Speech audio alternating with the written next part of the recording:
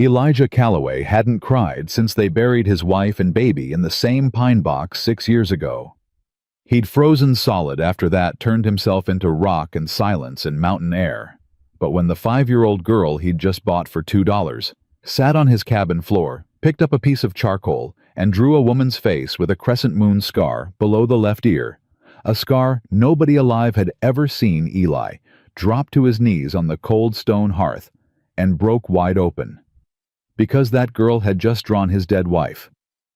Perfectly. Impossibly. Down to the last detail. If this story moves you, subscribe and stay with me to the very end. Drop a comment telling me what city you're watching from. I want to see just how far this journey reaches. Eli Calloway came to Redstone for flour and salt. Nothing else. He'd put it off 3 weeks already. Lived on black coffee and what was left of the smoked deer until even the coffee ran out, and a man without coffee was a man one bad morning away from talking to fence posts. So he hitched the mule, loaded the wagon with the last of his beaver pelts, and rode the half-day trail down from the mountains with his hat pulled low and his jaw locked shut. July had turned the valley into a furnace. Dust hung in the air thick enough to chew. Eli's shirt stuck to his back before he'd cleared the first ridge, and by the time Redstone came into view, that sad little cluster of buildings baking in the noon sun, he could feel the heat pressing down on his skull like a flat iron. He tied the mule outside Harlan's store and went in fast. Flour, salt, coffee, ammunition. Done. Eli Calloway, you look half dead. He shut his eyes. Martha Quinn. The woman had ears like a hawk and a voice that could strip paint. Martha. Don't you Martha me. She blocked the doorway of her cookhouse across the street, arms folded, gray hair escaping its pins in the humidity. When's the last time you ate a proper meal? I eat fine. You eat like a man who's punishing himself. Come inside. I got stew. I ain't hungry. I didn't ask if you were hungry. I said I got stew. He almost smiled. Almost. I need to get back before dark. Martha's face changed. The sharpness softened into something he liked, even less pity. Before you go, you should know what's happening at the church. Whatever it is, it ain't. Prudence Whitmore brought 3 children down from the county home. She's selling them off Eli, right there on the church steps, in this heat, like they're sacks of grain. Eli said nothing. The youngest one's 5 years old. Don't speak, not a word. And that Strother man is bidding on him. You know what Cal Strother does to his workers. I know. Then you know what he'd do to children. Martha, his voice came out harder than he meant. I came here for flour. And Moses was just going for a walk when he found the burning bush. God don't care about your shopping list, Eli. He pushed past her, made it 20 steps toward his wagon before the sound hit him. Not crying. Worse than crying. A small, choked whimper, the sound a child makes when she's learned that real crying gets you hit. Quiet. Swallowed. Barely there. Eli stopped walking. His boots turned toward the church on their own. 30-odd people stood in the yard. Ranchers, merchants, a few miners' wives fanning themselves against the brutal heat. Prudence Whitmore held court on the top step, sweat beading on her forehead, but her spine straight as a rifle barrel. 3 children behind her. Eli saw them and felt his stomach drop. The boy was maybe 11. Dark hair, dark eyes. Standing with his feet wide and his fists at his sides, his body angled in front of the 2 girls like a living shield. The middle one, auburn hair, freckles, 7 or 8, pressed her face into the boy's back, her shoulders shaking with those swallowed sobs Eli had heard from the street. And the smallest. She stood apart, still as a fence post, blonde hair hanging limp, eyes that were too blue and too empty and too old for 5 years of life. She wasn't crying. She wasn't moving. She wasn't doing anything a child should do. She just stood there, hands at her sides, staring at the crowd like she was watching it from very far away. The boy's strong, Prudence was saying. Good worker. The girl knows her letters, does sewing. The small one don't talk, but she's no trouble. Don't talk at all, Cal Strother called from the front. Tall man, thick neck, hands like shovels. Not a word since she came to us 8 months ago. What good's a mute child? She eats less than the others. Prudence didn't blink. Strother laughed. A few others did too. The boy on the steps pulled his sisters closer, and Eli watched his jaw clench so hard the muscles jumped. $1.50 for the boy, Strother said. Don't need the girls. They're a set, Mr. Strother. County prefers they stay together. Then $2 for the lot. Boy works cattle, girls work the house. Fair deal. Eli looked at the boy's face. The kid was doing the math, not money survival. Which bidder was least likely to use a belt? Whether he could grab both girls and run, where the nearest tree line was. Eli knew that math. He'd done it himself at Fort Donelson, standing in formation, waiting to see which officer would march them into the killing ground. $2.50, said Frank Howell. Boarding house man. Gray suit. Soft hands that never did their own work. Now we're talking. Prudence nodded. $2.50. Do I hear 3? Them kids got papers, someone asked. Legal papers. Full county documentation. Custody transfers on sale. Custody transfers on sale. The words hit Eli's ears wrong like a hymn played off key. Custody. Sale. Children. $2.50 going once. The small girl Penny, though he didn't know her name yet, turned her head. Looked straight at him through the crowd. Not past him. Not near him. At him. Those empty blue eyes found his face and locked on, and for a half second, he felt something he hadn't felt in 6 years. Seen. He felt seen. $2.50 going twice. $3. Eli's voice came out like it had been dragged over gravel. Every head in the yard turned. Prudence squinted against the sun. Mr. Calloway. $3. All 3 kids. The murmur that went through the crowd was the kind that carried judgment. The hermit. The mountain man. The one whose wife died. He heard it without hearing it the way you hear wind always there mostly ignored. Cal Strother turned around slow. You ain't got a wife. You ain't got running water half the year. What are you gonna do with 3 kids? Feed 'em.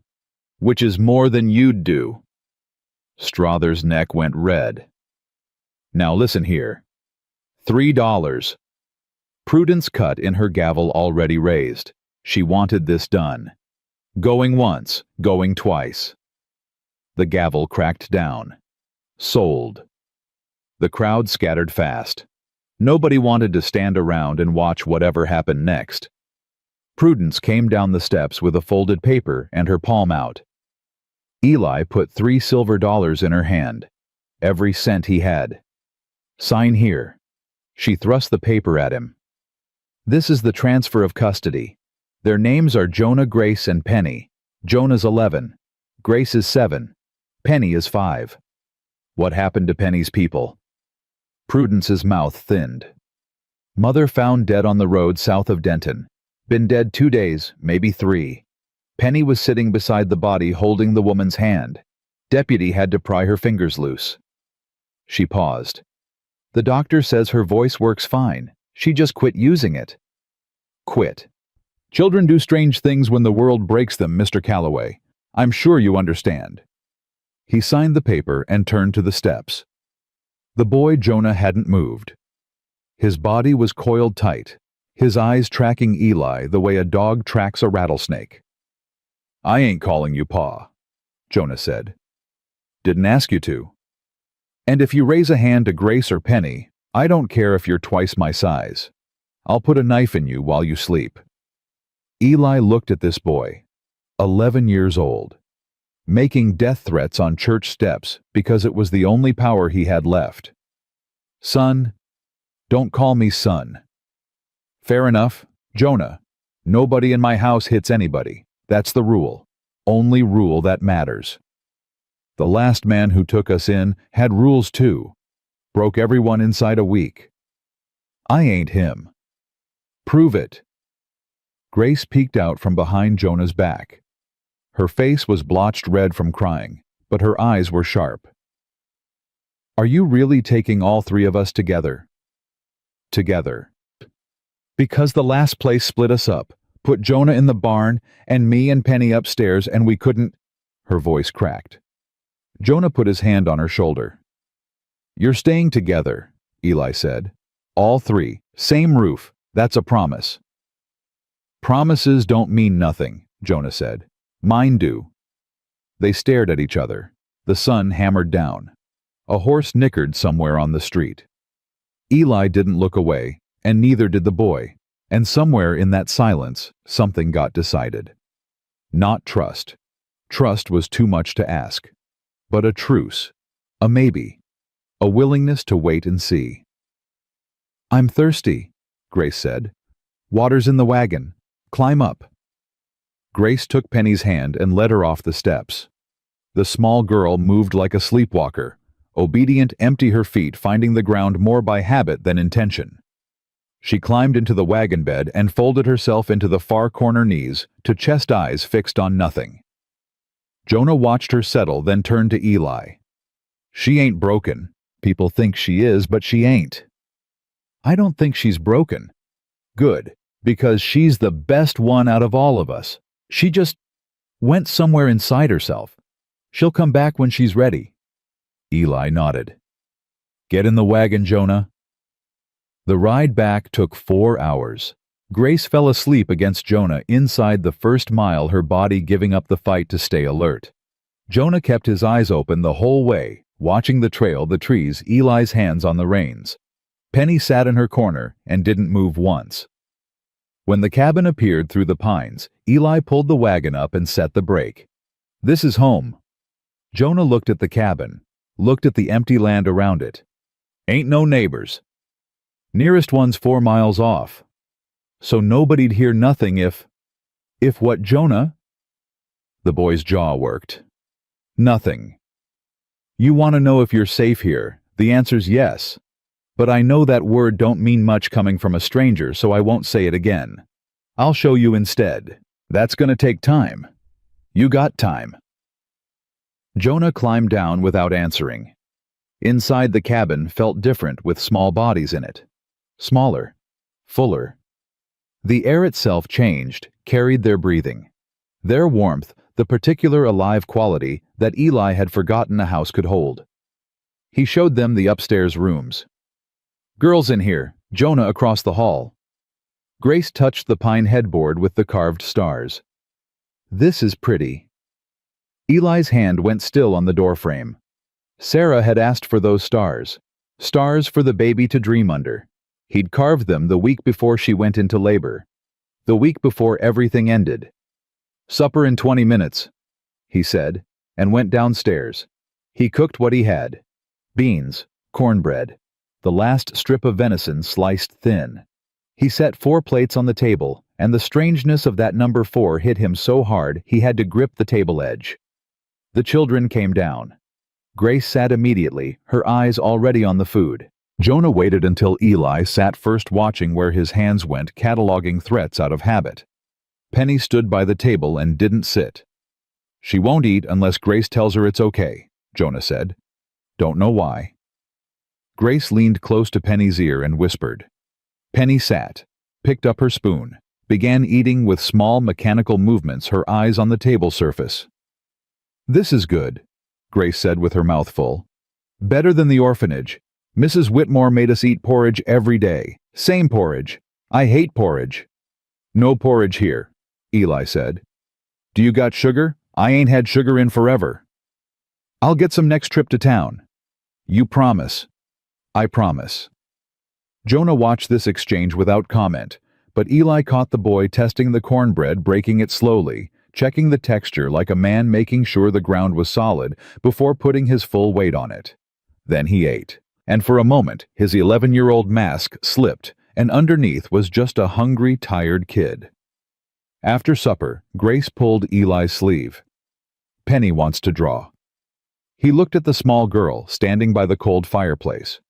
Her fingers were moving at her sides, rubbing together, searching. "Charcoal's right there. Paper in the bottom drawer." Grace set it up. Brown paper flat on the hearthstones, a piece of charcoal from the firebox. Penny sat cross-legged, her blonde hair falling around her face. Nothing happened for a long minute. Then her hand moved. Slow at first. Soft lines feeling out the paper. Then faster. Harder. The charcoal scraped and whispered, and her small hand flew across the brown paper in strokes that had no business coming from a 5-year-old girl. No hesitation, no erasing, no stopping to think. She was drawing a face. Eli wiped his hands on his pants and crossed the room. Jonah was already on the stairs, leaning forward, his expression tight. "She's doing it again," the boy said quietly. Eli looked down at the paper. His knees gave out. He grabbed the fireplace mantel and held on because the floor had just dropped away from under him, and the room was spinning, and his heart was slamming against his ribs so hard he could hear it in his ears. The face on the paper was Sarah's. Not close to Sarah's. Not a guess. Not a child's rough sketch that could be anyone. This was Sarah. The dark hair that never stayed pinned. The crooked smile that went higher on the left. The cheekbones. The strong jaw. The way her eyebrows arched when she was about to laugh. And the scar. Below the left ear. Crescent moon-shaped. Thin as a thread. She'd gotten it as a girl falling from an apple tree. It hid behind her hair, and nobody ever saw it. Nobody except the man who'd brushed that hair aside 10,000 times. The man who'd kissed that scar on their wedding night and every night after. Eli sat down hard on the hearth. His hands were shaking. His breath was coming in pieces. "How?" The word fell out of him. "How did you—" Penny looked up, and for the first time, those empty blue eyes weren't empty. Behind them, something moved. Old and knowing and sad beyond measure, like a well that went down so deep you couldn't see the bottom. She turned the paper over. On the back, in shaky letters pressed so hard the charcoal nearly tore through, she says, "Stay." Eli couldn't speak. Couldn't breathe. Couldn't do anything but hold that paper with his dead wife's perfect face on one side and an impossible message on the other. "She does that." Jonah's voice came from the stairs. Quiet. Careful. At the orphanage, she drew the cook's dead son. Got his face perfect, the birthmark on his cheek, the chipped tooth, everything. The woman screamed and fainted. Mrs. Whitmore burned the drawing and told Penny to stop. After that, Penny quit drawing too. Grace knelt beside Penny and wrapped her arms around the small girl's shoulders. "It scares people. That's why nobody wanted to adopt her. That's why we were always last." "But we didn't leave her," Jonah said. "Wherever we go, she goes. That was the deal." Eli looked at Jonah, at Grace, at Penny, who'd gone still again, retreated back behind those winter eyes. He looked at the drawing in his hands and felt 6 years of carefully built walls crack straight down the middle. He didn't understand this, couldn't explain it, didn't know if it was a gift or a curse or God's way of punishing him for something he hadn't figured out yet. But those 3 words. She says, "Stay." Sarah's voice in his head clear as the day she'd said it the last time, standing on this very porch, one hand on her belly. "Stay, Eli. The horses can wait. Just stay." And he'd gone anyway, delivered the horses. Come back 3 days later to a silent cabin and 2 fresh graves. He folded the drawing and put it in his shirt pocket, flat against his heart. "All right," he said. His voice was rough, unsteady, but his eyes, when he raised them to the 3 faces watching him, were clear. "You're here now. You're staying. We'll figure the rest out together." Grace's face crumbled with relief so raw it hurt to look at. Jonah swallowed hard and nodded once, quick before his mask could slip any further. And Penny. Silent. Strange. Impossible. Penny reached out and placed her small hand flat against Eli's chest, right over the pocket where the drawing lay. She held it there for 3 heartbeats. Then she pulled away, sat back down on the hearth, and closed her eyes. Grace looked at Eli. "She likes you," She don't touch people she don't like.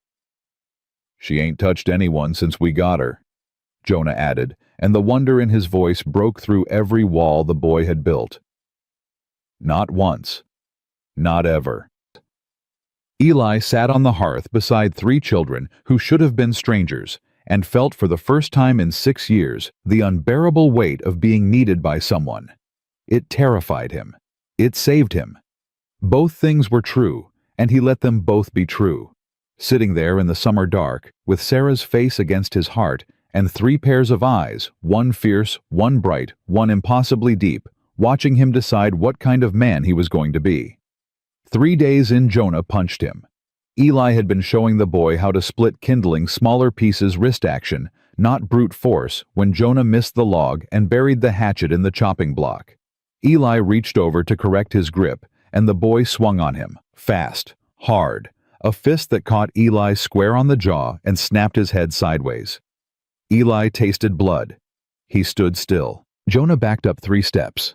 Breathing hard, his fists raised, his eyes wild with something that was half rage and half terror, the look of a kid who'd just done the one thing that always brought the worst punishment and was bracing for what came next. "Go ahead," Jonah said. His voice shook. "Go ahead and hit me back. Get it over with." Eli spat blood into the dirt, wiped his mouth with the back of his hand, looked at this boy who was trembling from head to foot but wouldn't lower his fists. "That's a decent left hook," Eli said. Jonah blinked. "What?" "Your left hook. It's decent. You drop your shoulder before you throw it, though. Telegraphs the punch.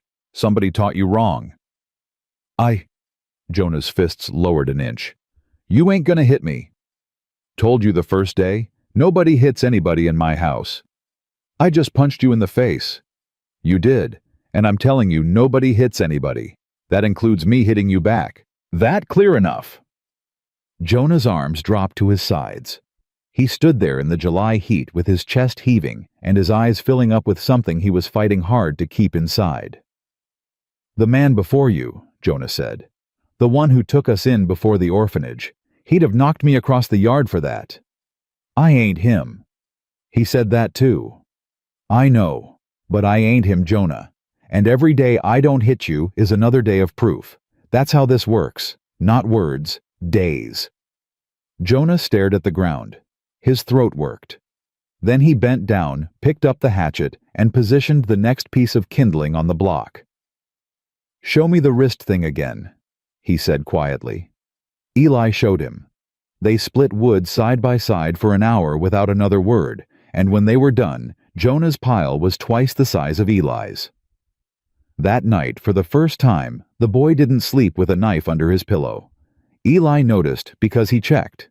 He'd been checking every night. Grace, meanwhile, had decided the cabin was hers to fix. "This place needs curtains," she announced on the 4th morning, standing in the kitchen with her hands on her hips in a posture that reminded Eli painfully of Sarah. "And the pantry's organized all wrong. You got the flour next to the gun oil. That ain't sanitary." "I've been doing fine." "You've been doing terrible. Jonah says you ate coffee and deer meat for 3 weeks straight before you came to town." "Jonah talks too much." "Jonah don't talk enough. That's a different problem." Grace pulled open every cabinet door and started rearranging. "Also, your chickens need names. I'm calling them Dorothy Bessie and Queen Victoria. Queen Victoria is a chicken now. She's the bossy one. Fits perfect." Eli found himself leaning against the doorframe, watching this 7-year-old girl reorganize his life with the confidence of a general planning a campaign. Something cracked loose in his chest. Not pain this time, but something close to laughter. He couldn't remember the last time he'd wanted to laugh. "Mr. Calloway." Grace had stopped moving. She was looking at him with those sharp brown eyes. "Are you smiling?" "No." "You are. Your mouth's doing the thing." She grinned so wide her freckles bunched up. "Jonah." Mr. Calloway smiled. "Shut up, Grace," came Jonah's voice from outside. "He did, I saw it." "I said shut up." But Eli caught Jonah glancing through the window, and the boy's mouth twitched. Just once. Gone before it formed. But it was there. Penny watched all of this from her corner by the cold fireplace.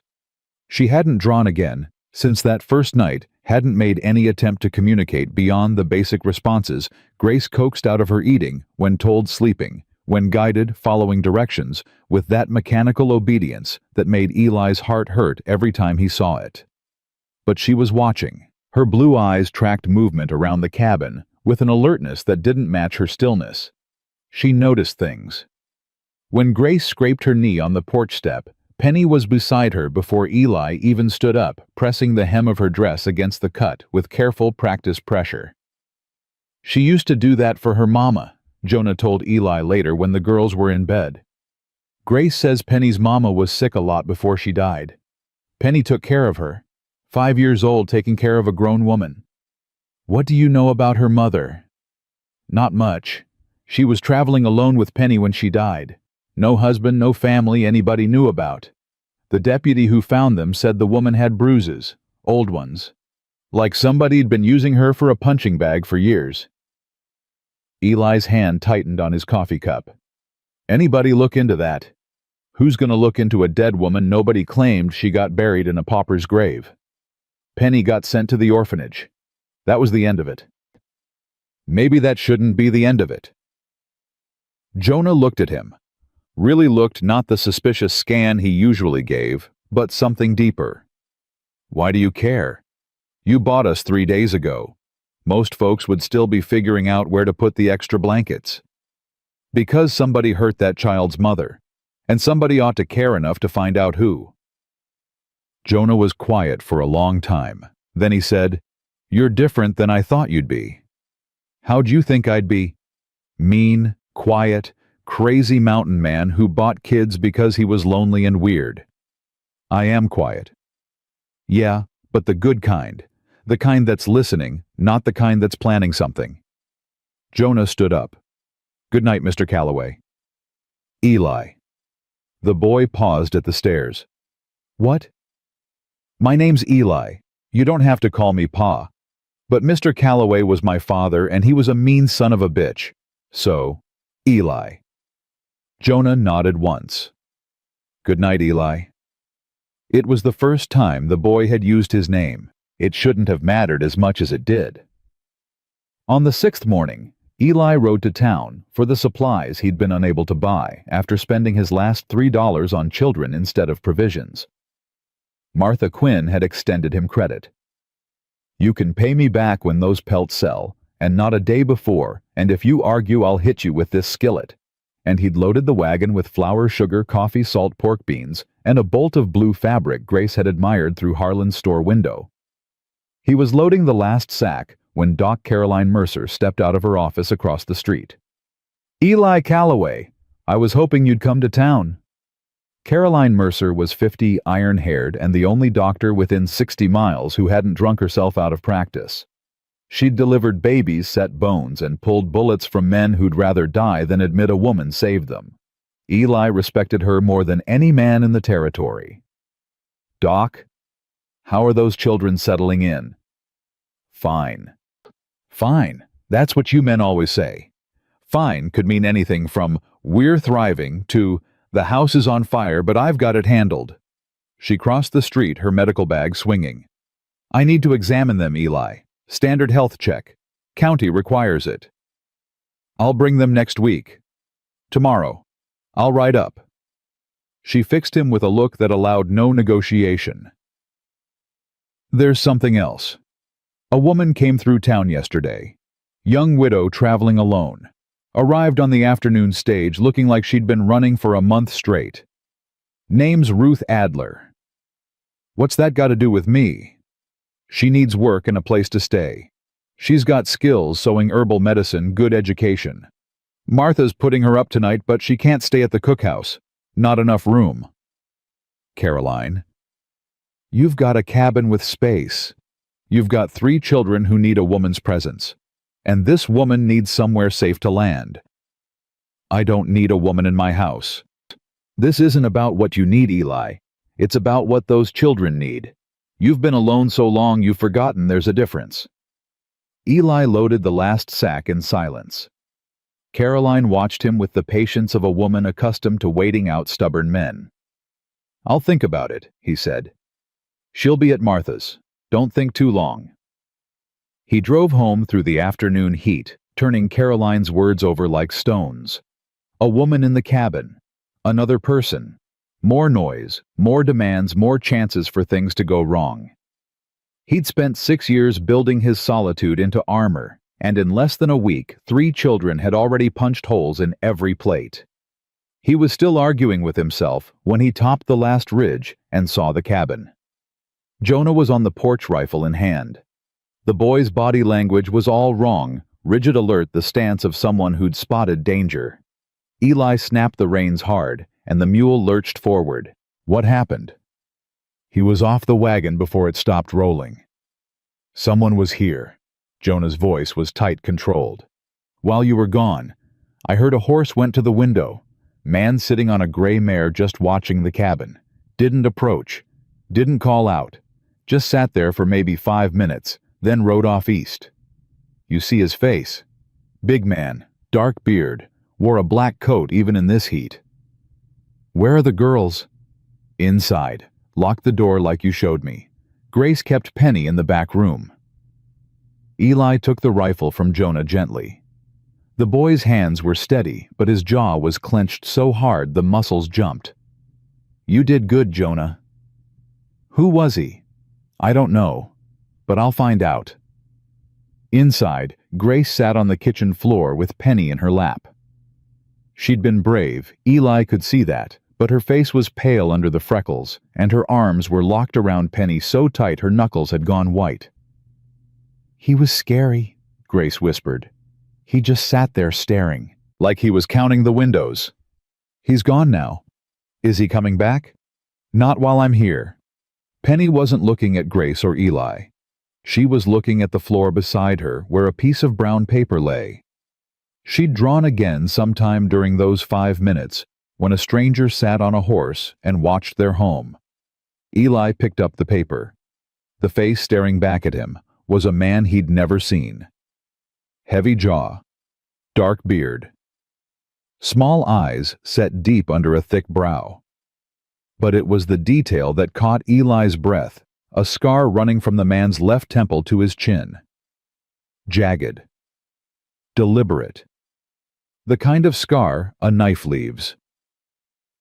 "That's him," Jonah said from the doorway. "That's the man on the horse." "Exactly." Eli turned the paper over. Nothing on the back this time. Just the face. But Penny was watching him with those deep-water eyes, and her small hand was gripping Grace's sleeve, and for the first time since he'd known her, she looked afraid. Not empty, not distant. Afraid. "You know this man, Penny?" She didn't speak, but she nodded. Once. Small. The first direct answer she'd given to any question. "Did he hurt your mama?" Her chin trembled. Her eyes filled. She nodded again. Grace pulled Penny tighter. "Don't make her." "I'm done," Eli said softly. "I'm done asking." He knelt in front of Penny and waited until her eyes found his. "Nobody's gonna hurt you here. You understand me? Nobody." Penny reached out and touched the drawing in his hand. Then she put her palm flat against Eli's chest, the same gesture from the first night right over the pocket where Sarah's portrait still rested. And Eli understood what she was telling him without words. "The man who killed my mama is here. And he's coming." He stood up, walked to the window, scanned the tree line until his eyes ached from the glare. "Jonah, from now on nobody goes outside alone. Not you, not Grace, not Penny. The rifle stays loaded by the front door. You remember how to use it. You showed me yesterday. Show me you remember." Jonah picked up the rifle, checked the chamber, positioned it against his shoulder, sighted along the barrel. His movements were clean and sure. "Good. If that man comes back and I'm not here, you take the girls out the back door and you run for Doc Mercer's place. 4 miles east. Don't stop. Don't look back." I ain't leaving you. You're leaving with your sisters. That's not a request. Jonah's jaw worked, but he nodded. The next morning, Eli rode to town before sunrise. He went straight to Martha Quinn's cookhouse and found the woman he'd come to see. Ruth Adler sat at Martha's back table with a cup of coffee she wasn't drinking. She was younger than he'd expected. 30, maybe 35, with dark hair pulled back tight, and the kind of face that might have been beautiful if exhaustion and fear hadn't stripped it down to bare survival. Her hands were wrapped around the coffee cup like it was a lifeline, and even sitting still, she had the coiled readiness of a person accustomed to running. "Mrs. Adler?" She looked up. Her eyes were brown sharp and immediately suspicious. "Who's asking?" "Eli Calloway. Doc Mercer said you're looking for work and a place to stay." "I'm looking for a lot of things, Mr. Calloway. Mostly to be left alone." "Then we've got something in common." He sat down across from her without being invited. "I've got 3 children at my homestead, 4 miles east of town up in the mountains. I need someone who can cook better than I can help with the kids and handle themselves if trouble shows up. The pay's room and board and whatever I can manage from the pelts this fall." Ruth studied him the way Jonah had studied him that first day, measuring, calculating, looking for the lie underneath the offer. Why would a man living alone in the mountains need a stranger in his house? "Because 3 days ago I bought 3 orphans at a public auction, and I don't know the first thing about raising children." Something shifted in her face. Not softness. Ruth Adler didn't seem like a woman who did softness, but recognition. Like she'd heard something in his voice that matched something in her own. "I heard about that. Martha told me. The whole town's talking about the crazy hermit who spent his last dollar on kids nobody wanted." "That's me." "Why'd you do it?" Eli thought about the question. Thought about the easy answers God's calling couldn't stand by. It was the right thing. None of them were the whole truth. Because a boy stood on those steps, ready to fight every man in that crowd to protect his sisters, and nobody was fighting for him. Ruth's hands tightened on her cup. Her eyes went bright and hard, and for a second, Eli thought she might cry. She didn't. "I have conditions," she said. "Name them." "I'm not your wife. I'm not your woman. I work for you, and that's all. You don't touch me, don't come to my room uninvited, don't ask questions I don't want to answer." "Fair." "I mean it, Mr. Calloway. The last man who offered me a roof had conditions of his own. It didn't end well for either of us.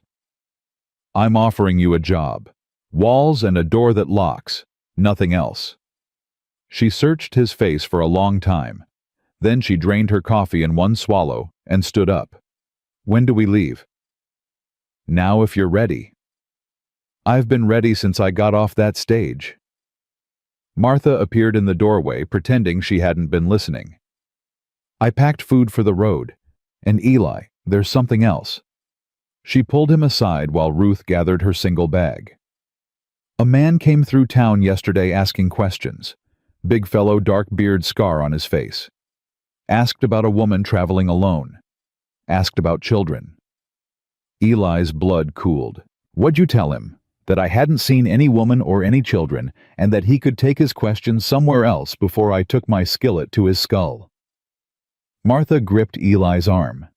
"He was looking for someone, Eli, and he wasn't being polite about it. Did he give a name? Wade Buckner. Said he was looking for his brother's widow. Said she stole property that belonged to his family." Eli looked across the room at Ruth Adler, who was tying her bag with quick practiced movements, her eyes checking the windows every few seconds. "Martha, that man who came asking, was he the same man who was seen riding near my cabin yesterday?"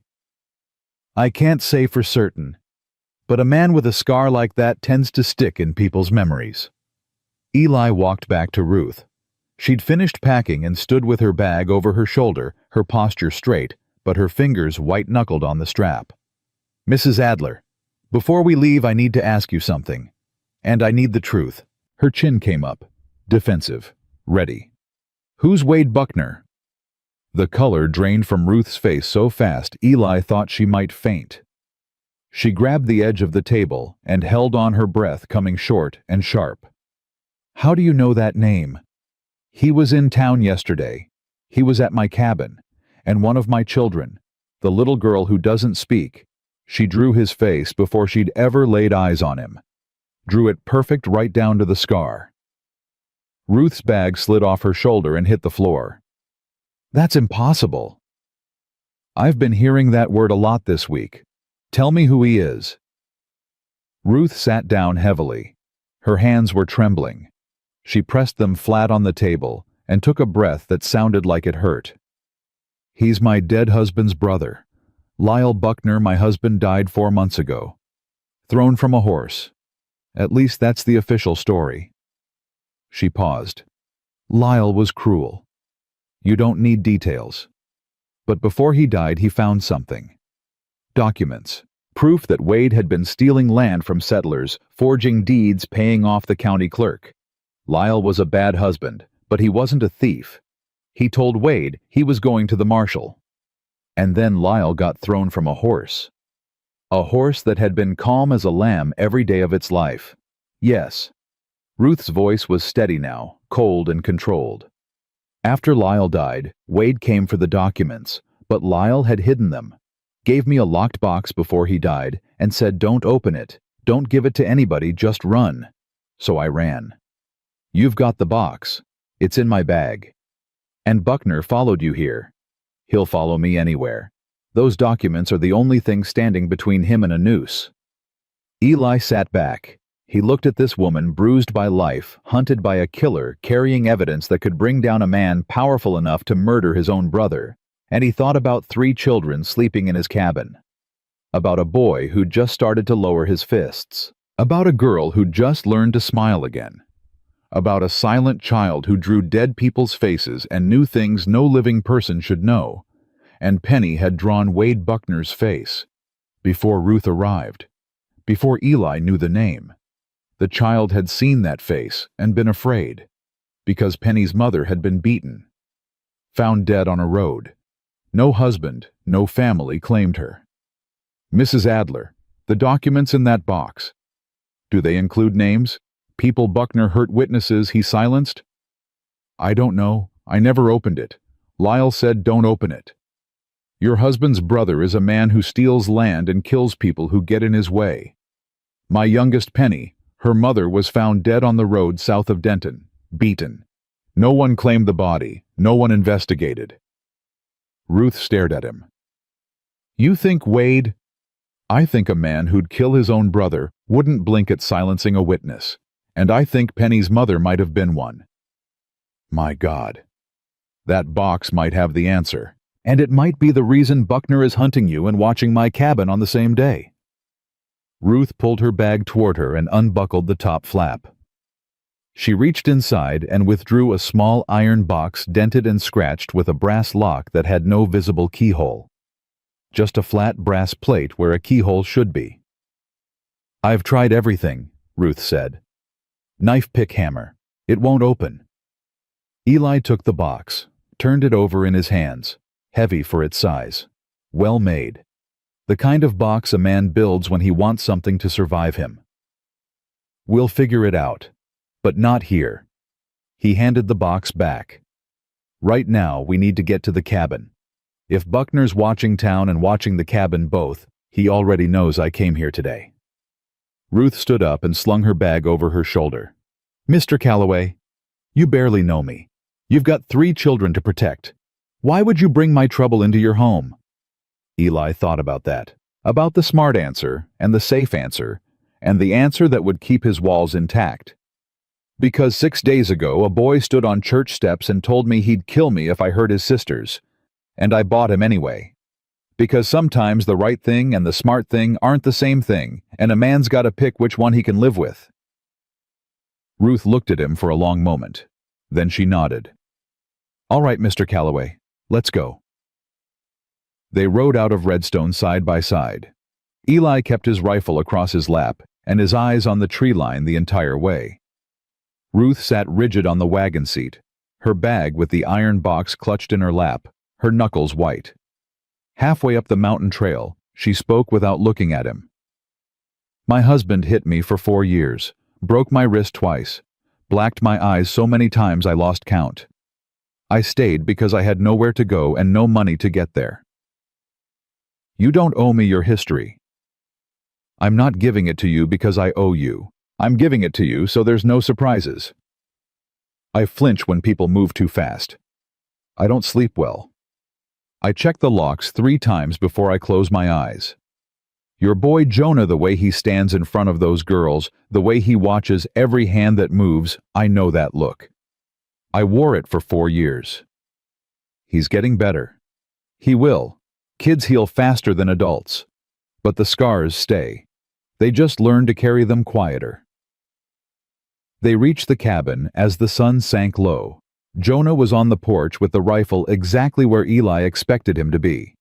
The boy's eyes went hard when he saw Ruth. Who's she? Ruth Adler. She's going to be helping with things around here. We don't need help. You don't know how to braid Grace's hair, and my biscuits taste like saddle leather. We need help. Jonah looked at Ruth with the same measuring stare he'd given Eli that first day.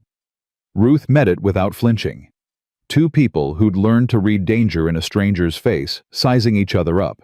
You running from somebody? Jonah asked bluntly. Yes, Ruth said. Dangerous. Very. Then why would we let you bring that here? We got enough problems. Because your problems and mine might be connected, Ruth said. And because I'm a damn good cook and your biscuits need saving. Grace appeared in the doorway. Did somebody say biscuits? Grace, get inside. Is that a lady? We got a lady now. Grace pushed past Jonah and stared at Ruth with undisguised delight. Are you staying? Please say you're staying. There's too many boys here, and Penny don't talk, and I need someone to discuss things with. Ruth's guarded expression cracked just barely. What kind of things? Important things, like whether chickens have feelings and why Mr. Calloway don't own a single mirror. I don't need a mirror, Eli muttered. You need a haircut is what you need, Grace said. You look like a bear that lost a fight with a bush. Ruth made a sound. Small. Choked. It took Eli a second to realize it was a laugh, a real one surprised out of her before she could stop it. I'd like to stay, Ruth said, if you'll have me. Jonah looked at Eli. Eli nodded. The boy stepped aside, and Ruth walked into the cabin carrying everything she owned in one bag, and everything that could destroy Wade Buckner, in one locked box. Penny was sitting by the fireplace. She didn't look up when Ruth entered. But when Ruth set her bag down and knelt to unlace her boots, the small girl's head turned slowly. Ruth's hands froze. Penny was staring at her. Not the empty stare, the other one. The deep one.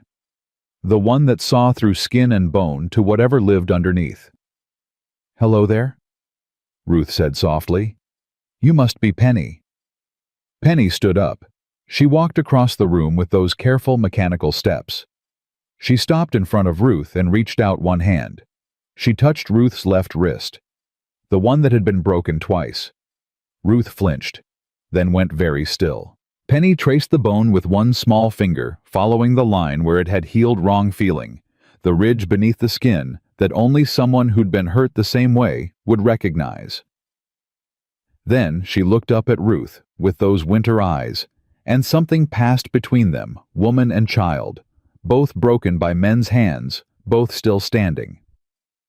Penny took Ruth's damaged wrist in both her small hands, held it gently against her own chest, and closed her eyes.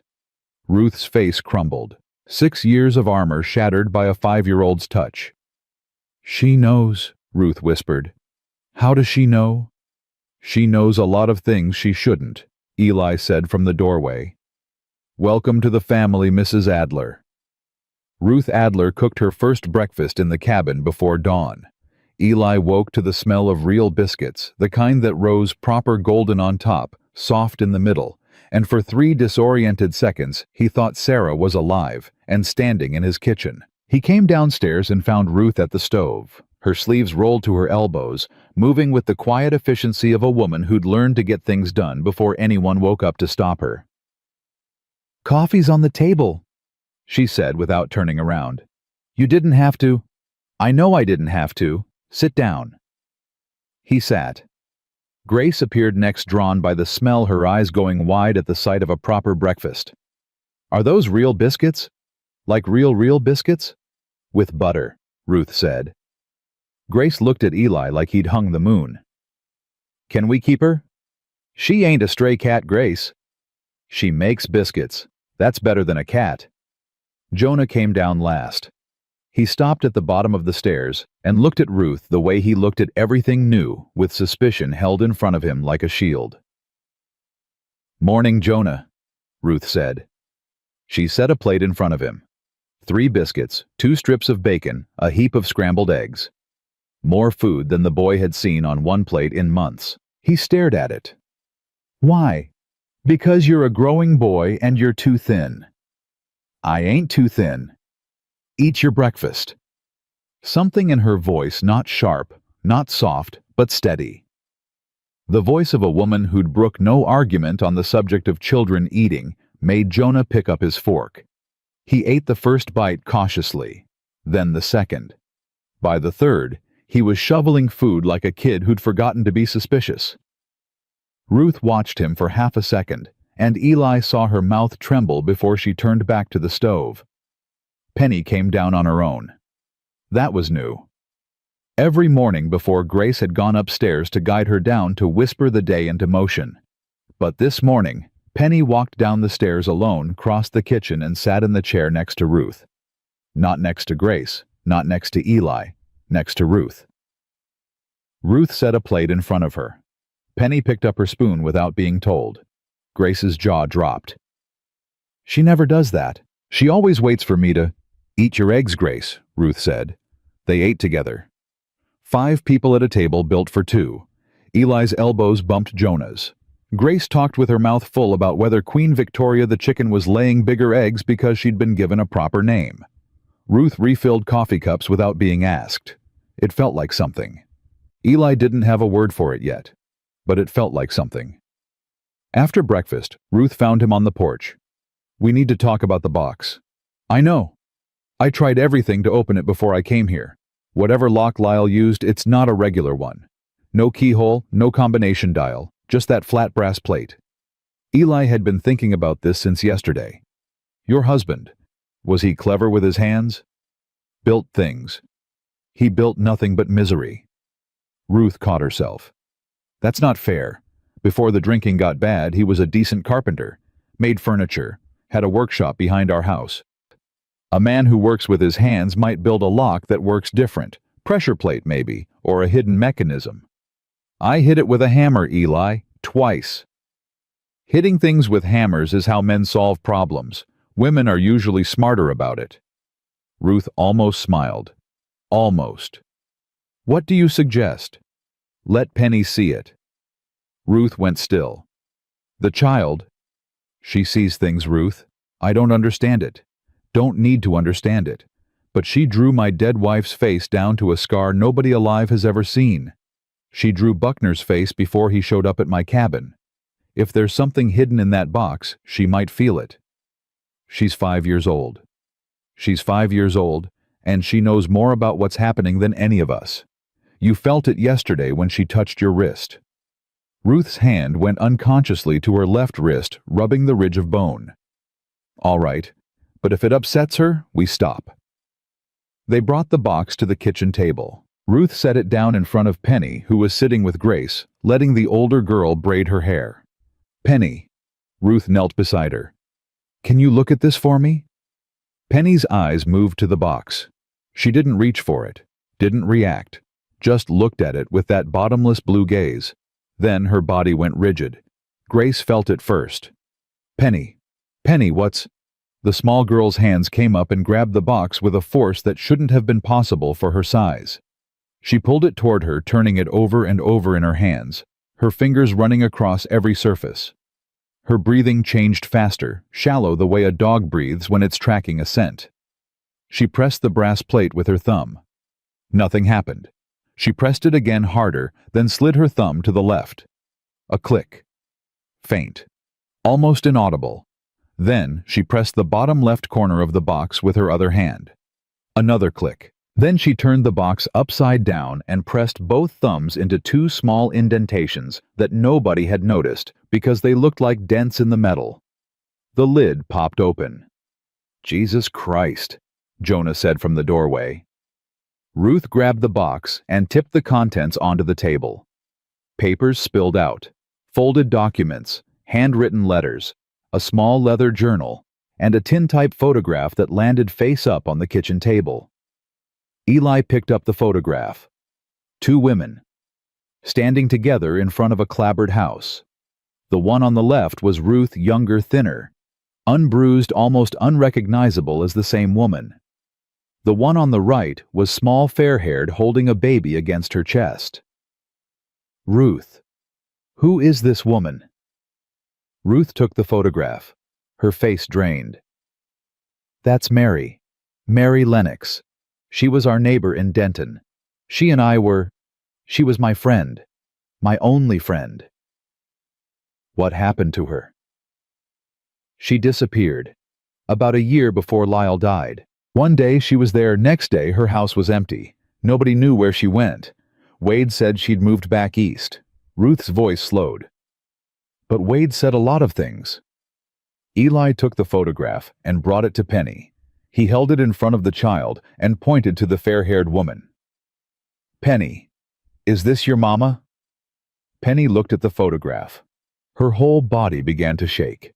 A sound came out of her, not a word, not a cry, but a low, keening moan that started in her chest and climbed through her throat and filled the kitchen with a grief so raw that Grace burst into tears, and Jonah turned away, and Ruth pressed both hands over her mouth. Penny grabbed the photograph and held it against her chest. She rocked forward and back, clutching the image of the woman who'd died on a road with no one to claim her body. "Mary had a daughter," Ruth whispered. "A baby girl. Blonde hair. Blue eyes. Oh God, Eli." Penny is Mary's child. Mary Lennox was going to testify against Wade. She'd seen him forge a deed, watched him through the window of the land office. She told Lyle. That's why Lyle started collecting evidence. Ruth was shaking now. Wade found out, and Mary disappeared. She ran. She must have run with Penny, and she didn't run far enough. The kitchen went silent except for Penny's rocking and the small broken sounds she made against the photograph of her dead mother. Eli opened the leather journal. Lyle Buckner's handwriting cramped, angry, the penmanship of a man writing in secret. Wade forged the Crawford deed. Paid Judge Melton $200. Mary Lennox is a witness. I told Mary to run. God forgive me, I should have gone to the marshal months ago, but I was afraid. My brother would kill me if he knew I had this. He'd kill anyone.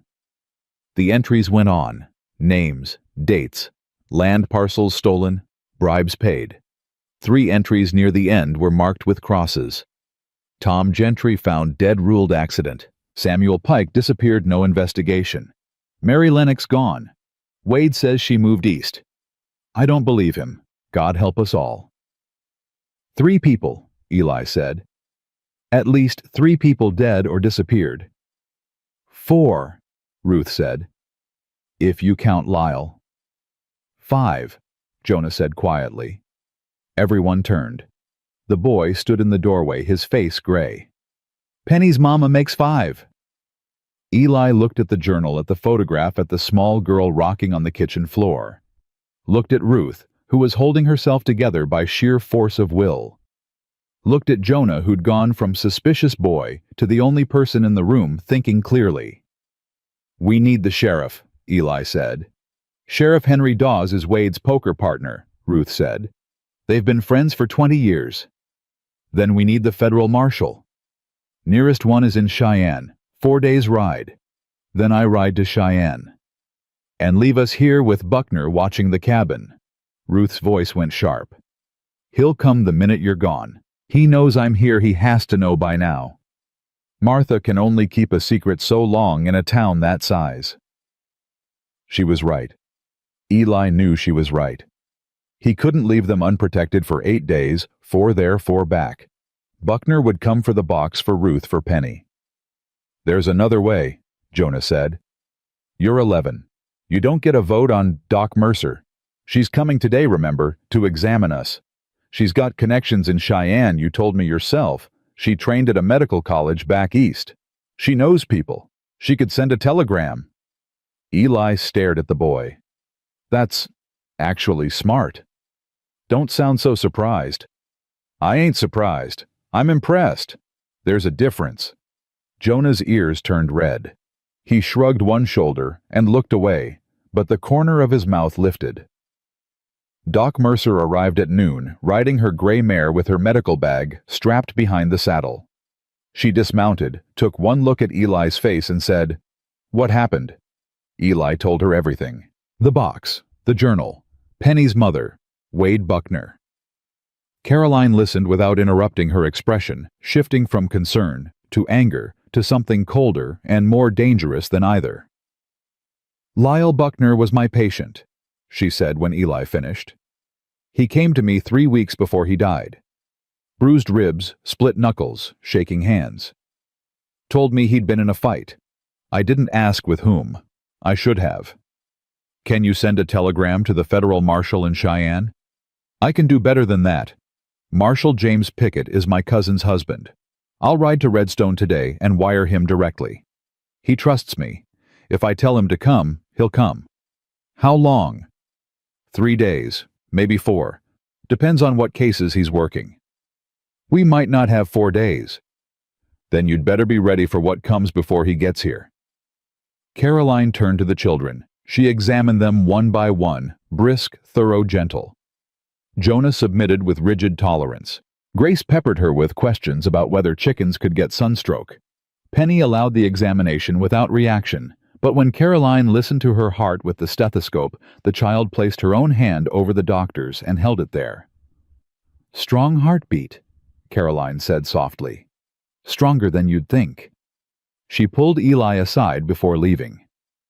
"That child isn't damaged, Eli. She's protecting herself. Whatever she saw her mother's death, whatever came before she built walls to survive it. When she feels safe enough, those walls will come down. And if they don't, then you love her anyway. That's what parents do. I ain't her parent. You paid $3 for her at a public auction, and you've been losing sleep over her every night since. What would you call it?" Caroline rode for town. Eli watched her until she disappeared over the ridge, then went back inside. Ruth had organized the documents from the box into careful piles on the table. "There's enough here to hang Wade Buckner twice over. Land fraud, bribery, 3 probable murders, maybe 4. But Eli, there's something else." She held up a folded deed. "This is the title to your land." "What?" "Your homestead. The Callaway property. It's in here. Wade Buckner filed a counterclaim on your land 6 months ago. Says the original survey was fraudulent and the property belongs to the Buckner estate." Eli took the paper. Read it twice. His vision went red at the edges. He's been planning this. All of it. He wasn't just following Ruth, he was coming for this valley. "He's coming for everything," Ruth said. "Your land, his brother's evidence. Penny as a witness, and me as the only person who can connect it all together. We're not separate problems, Eli. We're the same problem. And Wade Buckner is the kind of man who solves problems permanently." That evening, Eli taught Ruth to shoot. She'd never held a rifle. Her hands shook for the first 3 rounds, but by the 10th, her aim had steadied, and by the 20th, she was hitting the post he'd set up at 50 yards. "You're a natural," he said. "I'm motivated. There's a difference." Jonah watched from the porch silent. When Ruth went inside to start supper, the boy came down the steps. "She's tough," Jonah said. "She is. She flinches when you hand her things, though. Did you notice she pulls back before she takes them like she's expecting you to grab her?" "I noticed. My mama used to do that." Jonah's voice went very quiet. "Before she left us at the orphanage. She flinched like that all the time. Your mother left you. She brought us to Mrs. Whitmore's door in the middle of the night, said she'd be back in a week. That was 2 years ago. The boy's jaw flexed. I don't blame her. She was running from somebody, too. Everybody's always running from somebody. Not everybody. Name one person you know who ain't running. Eli thought about it. Martha Quinn. Jonah almost laughed. Martha Quinn would scare off whatever she was running from. That don't count. Fair point. Eli put his hand on the boy's shoulder. This time Jonah didn't flinch, didn't pull away. He stood there accepting the weight of it. I ain't running, Jonah. And I ain't gonna let anybody run us off. This is our home. Ours, Jonah repeated, testing the word. You keep saying that. Because I keep meaning it. Night fell heavy. Eli made rounds, checked the locks, checked the windows, loaded the rifle and the shotgun and the pistol he kept in the drawer beside his bed. Ruth was in the back bedroom with the door locked, the iron box under her pillow. The children were upstairs. Eli sat by the front window in the dark watching the tree line. At midnight, Penny appeared at the top of the stairs. She came down without a sound, her bare feet silent on the wooden steps. She walked to Eli and held out a piece of paper. He took it to the window where the moonlight was strongest. She'd drawn 3 figures. A big man with a scar. A second man in a badge. Between them, hands clasped, they held a chain. And at the end of the chain, a woman and 3 children. The sheriff, Eli said. Buckner and Sheriff Dawes, together. Penny nodded. They're coming for us. Another nod. When? Penny held up 2 fingers. 2 days. She looked at him with those eyes that held oceans of knowing and placed her hand on his chest again. Over the pocket. Over Sarah. Then she went back upstairs. Eli sat in the dark for a long time. 2 days. The federal marshal was 4 days out. Sheriff Dawes was in Buckner's pocket. And the only proof they had was a dead man's journal, a box opened by a child who didn't speak, and the drawings of a 5-year-old girl who saw things before they happened. 2 days. He waited until dawn, then woke Ruth. We've got 2 days before Buckner comes. Maybe with the sheriff. Maybe with men. How do you know? Penny. Ruth didn't question it. She'd spent 1 night in this cabin and she'd already stopped questioning Penny. What do? We prepare, and we find allies. He rode to town at first light, went straight to Martha Quinn's cookhouse. I need your help. Martha set down her coffee pot. Name it. Wade Buckner is coming for my homestead in 2 days. He's got Sheriff Dawes in his pocket. He's forged a claim on my land, and he wants to destroy the evidence that proves he's a murderer. Martha sat down slowly. Henry Dawes. That son of a bitch. I've been feeding him pot roast every Sunday for 10 years. I need people I can trust. People who'll stand with me when Buckner comes. You need witnesses is what you need. Men Buckner can't bully and Dawes can't ignore. People who'll make it too public for them to do anything dirty. That's exactly what I need. Martha stood up and untied her apron with the deliberate movements of a woman going to war. Give me 4 hours. I've fed every decent family in this valley. They owe me, and they know it. You go home. Protect those children. When Buckner comes, he won't find you alone. Eli rode home fast. Found Jonah on the porch, rifle across his knees. Anything. Quiet, Jonah said. Too quiet. Even the birds stopped. Eli looked at the boy, this child who'd been measuring threats since before he could write his own name, and felt something fierce and protective rise in his chest. Whatever happens, Jonah, you did right. From the first day. Protecting your sisters, standing up on those steps, watching over this family. You did right. Jonah's eyes glistened. He blinked it away fast. Don't go getting soft on me, Eli. We got a fight coming. We got a fight coming, Eli agreed. But we ain't fighting it alone. Inside, Ruth was teaching Grace how to make bread. Penny sat at the table drawing again. This time it wasn't a face. It was a cabin. Their cabin, with 5 figures standing in front of it. A tall man, a woman, a boy, a girl, and a small child between them holding hands with the woman on one side and the tall man on the other. Underneath, in her shaky letters, home. Eli picked up the drawing, looked at it for a long time. Then he folded it carefully and placed it in his pocket next to Sarah's face. 2 drawings now. One from the dead, one from the living. Both telling him the same thing. Stay. Fight. This is where you belong. He checked his rifle, loaded the shotgun, set them both by the door. Then he sat down at the table with his family and waited for what was coming. They came at sunrise. Eli heard the horses before he saw them. A low rumble through the ground, the kind that traveled up through boot leather and settled in a man's spine. He was already at the window, already counting. 6 riders.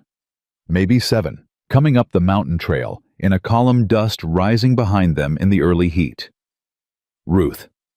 He kept his voice level. Take the children upstairs. Ruth appeared from the kitchen flour on her hands, her eyes going sharp. She didn't ask questions. She wiped her hands on her apron and moved. Jonah. Eli picked up the rifle. Upstairs with your sisters. No. That ain't a request. I know what it is, and the answer's no. Jonah stood at the foot of the stairs, his jaw set in that concrete way Eli had learned meant the boy would not be moved. You taught me to shoot. You taught me to reload. You don't teach a man to fight and then tell him to hide. You ain't a man. You're 11. I've been a man since I was 8. You know it, and I know it. Eli looked at this boy, this kid who'd threatened to kill him on church steps less than 2 weeks ago, who'd punched him in the jaw and braced for a beating that never came, who slept without a knife now but still checked every window before bed. Stay behind me. Don't fire unless I tell you. And if I say, run, you run. Deal. Deal. Ruth came back down the stairs. Grace and Penny are in the back bedroom, doors locked. Grace has the pistol. Grace is 7. Grace can hit a fence post at 20 yards. I taught her yesterday while you were in town. Ruth picked up the shotgun. I told you I was motivated. Eli looked at this woman who'd been beaten for 4 years, who'd run across 3 territories with a dead man's secrets, who'd been in his house for 2 days, and already taught a 7-year-old to shoot. You don't have to. Don't finish that sentence, Eli. Don't you dare. That man out there killed my friend, killed her and left her daughter on the side of a road. I've been running from Buckner's my whole married life. I'm done running. The horses were closer now. Eli could make out the lead rider. Big man, dark coat, even in July. Wade Buckner. Beside him, a silver badge caught the sunlight. Sheriff Henry Dawes. Thick-bellied, red-faced, the kind of lawman who kept order by keeping his head down and his pockets open. 4 more men rode behind them. Ranch hands, from the look of them, hired muscle, not gunfighters, but armed and willing enough to follow orders. Eli stepped onto the porch. Rifle in the crook of his arm. Not aimed. Not yet. Buckner pulled his horse to a stop 30 feet from the steps. He was bigger than Penny's drawing, taller. Wider, the kind of man who filled space like he owned it. The scar ran from his left temple to his chin exactly as Penny had drawn it, and his eyes were small and flat and calculating. Elijah Calloway. You're on my land, Buckner. That's a matter of some dispute. Buckner shifted in his saddle. His eyes moved past Eli to the cabin windows. Sheriff Dawes here has a court order. Seems the survey on this property was filed improperly. The land reverts to the Buckner estate pending review. Sheriff Dawes cleared his throat. He wouldn't meet Eli's eyes. It's all legal, Eli. Judge signed it yesterday. You'll need to vacate the property within 48 hours. A judge signed a forged document. That don't make it legal. Dawes flinched. Now, Eli. I've seen the paperwork, Henry. I've seen all of it. Lyle Buckner kept records, names, dates, amounts. Every deed Wade forged, every bribe he paid, every person who disappeared when they got in his way. The air between them went tight as wire. Buckner's expression didn't change, but his hands moved a small shift on the reins that brought his right hand closer to the pistol on his hip. Lyle was a drunk and a liar, Buckner said. Whatever stories he told before he died, they don't hold water. Then you won't mind a federal marshal looking them over. Something flickered behind Buckner's flat eyes. Federal marshal. Coming from Cheyenne. Should be here inside 2 days. Marshal James Pickett. You know the name? Buckner's horse shifted. One of the riders behind him exchanged a glance with another. You're bluffing Calloway. I don't bluff. I'm a terrible card player, ask anybody. This is a property matter. Dawes cut in, trying to steer back to ground he understood. Between Mr. Buckner and you, no need for federal involvement. 3 people are dead, Henry. Probably more. Tom Gentry, Samuel Pike, Mary Lennox. Your poker buddy killed them, and you're sitting on that horse, helping him steal from the man who's got proof of it. Dawes went white. Those were accidents. Gentry fell off a cliff. Pike moved to Oregon. Mary Lennox. Mary Lennox was found dead on the road south of Denton, left there to rot. Her 5-year-old daughter sat beside the body for 2 days holding her hand. Eli's voice went quiet. Dangerous. That little girl is upstairs in my house right now, and you're out here doing the bidding of the man who murdered her mother. Dawes's horse stepped sideways, picking up its rider's fear. I didn't know. Wade, you told me Mary moved east. You told me... Shut your mouth, Henry. Buckner's voice cut like a blade. He turned back to Eli. I'll make this simple, Calloway. You've got my brother's property documents that belong to the Buckner family. You've got my sister-in-law who stole those documents.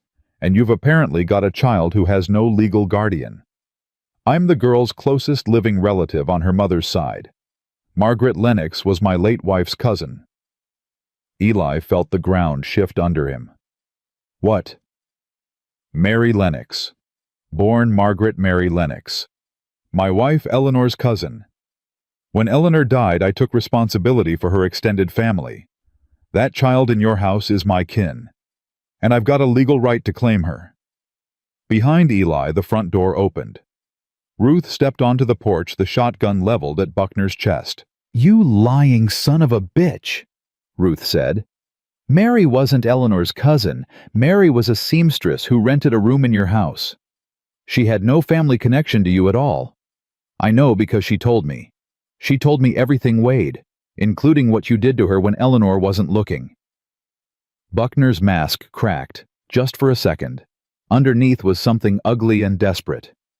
Ruth, put that gun down before you get yourself hurt. You put your hands on Mary the same way Lyle put his hands on me. The same way every Buckner man puts his hands on any woman too scared to fight back. But Mary wasn't scared. Mary fought. And when she saw you forge that deed, you knew she'd talk. So you killed her. I didn't. Her daughter drew your face, Wade, drew the scar, drew the eyes, drew you exactly as you are. And on the back of the paper, she wrote one word. Mama, because she knows. She was there. She saw what you did. The silence that followed was so complete, Eli could hear his own heartbeat. Buckner's hand moved toward his pistol. Eli raised the rifle. Touch that gun, and I'll put you down before you clear the holster. You're threatening an officer of the peace in the presence of a sheriff, Buckner said, but his voice had changed. The smooth confidence was gone. Underneath was the raw calculation of a cornered animal. I'm defending my family on my land against a man who murdered at least 4 people. Henry, you hearing this? You hearing what he just admitted to in front of witnesses? Dawes looked like a man watching his whole life collapse. He didn't admit to. He said the child was his kin to claim her. Then Ruth told him the truth, and he reached for his gun. That ain't the action of an innocent man, and you know it. Sheriff. Buckner's voice dropped to something low and private meant only for Dawes. We discussed this. The property, the documents, it's all straightforward. Don't let a hermit and a hysterical woman complicate things. Don't call me hysterical, Ruth said. Men call women hysterical when they're scared of what we know. Eli heard a sound from inside the cabin. Small footsteps on the stairs. His stomach dropped. Jonah, keep her back. I'm trying. She won't. The front door opened wider. Penny walked out onto the porch. She moved between Eli and Ruth, her bare feet on the sun-warmed boards, her pale hair catching the morning light. She walked to the edge of the porch and stopped. She was holding a drawing.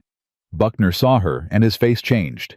Whatever mask he'd built, whatever composure he'd maintained, it shattered when those blue eyes locked onto his. "Get that child inside," Buckner said. His voice cracked. Penny held up the drawing. Even from 30 feet away, Eli could see what she'd drawn. A woman lying on a road. A man standing over her. The man had a scar from his temple to his chin. In his hand, something that could have been a stick or a club or a rifle stock. And beside the woman, a small girl. Sitting, waiting, holding a dead hand. "Jesus, God," Dawes whispered. Penny took one more step forward. She opened her mouth. Eli's heart slammed against his ribs because he'd never heard her make a sound beyond that keening cry over her mother's photograph. "You hurt my mama." 4 words. The first she'd spoken in over a year. Her voice was small and rough and broken from disuse, but it carried across the yard with the force of a cannon shot.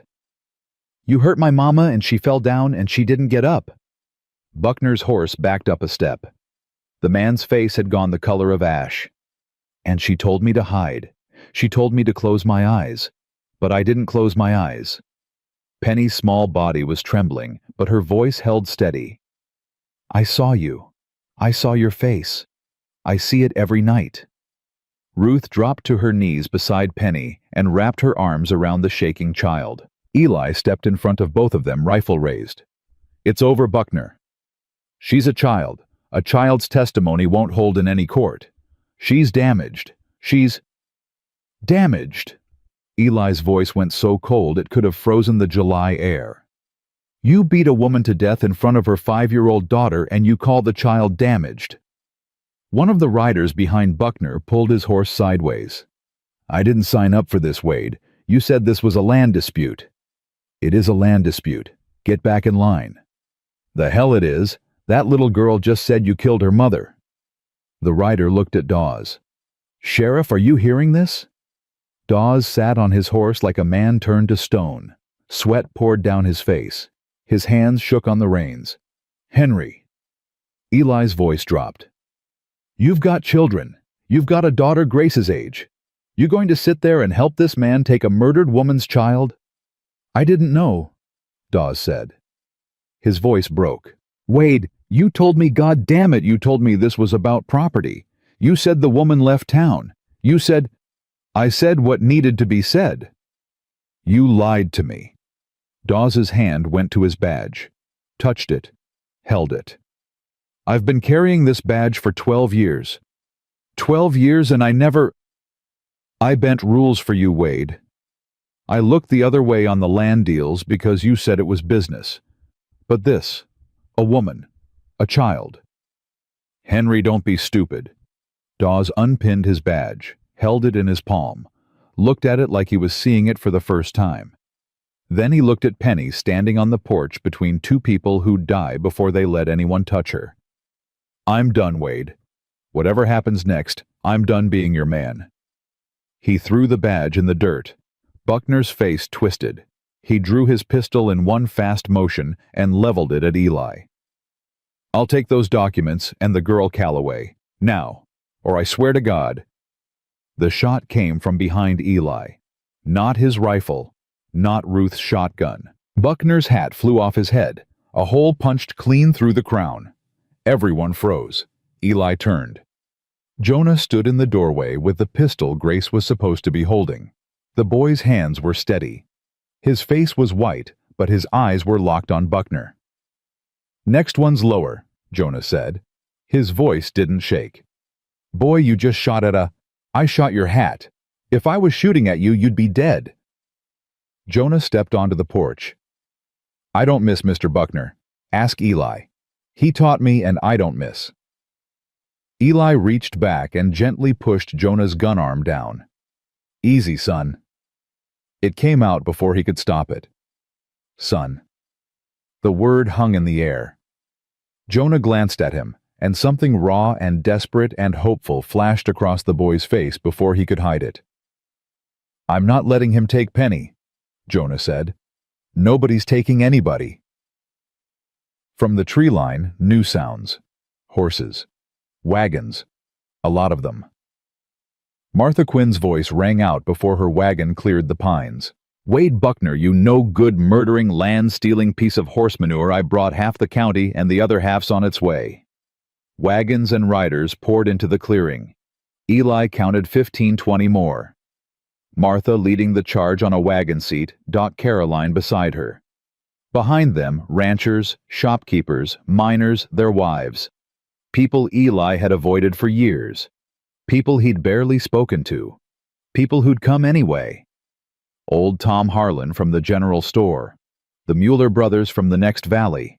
Rebecca Cole, the schoolteacher who had a Winchester across her saddle that she clearly knew how to use.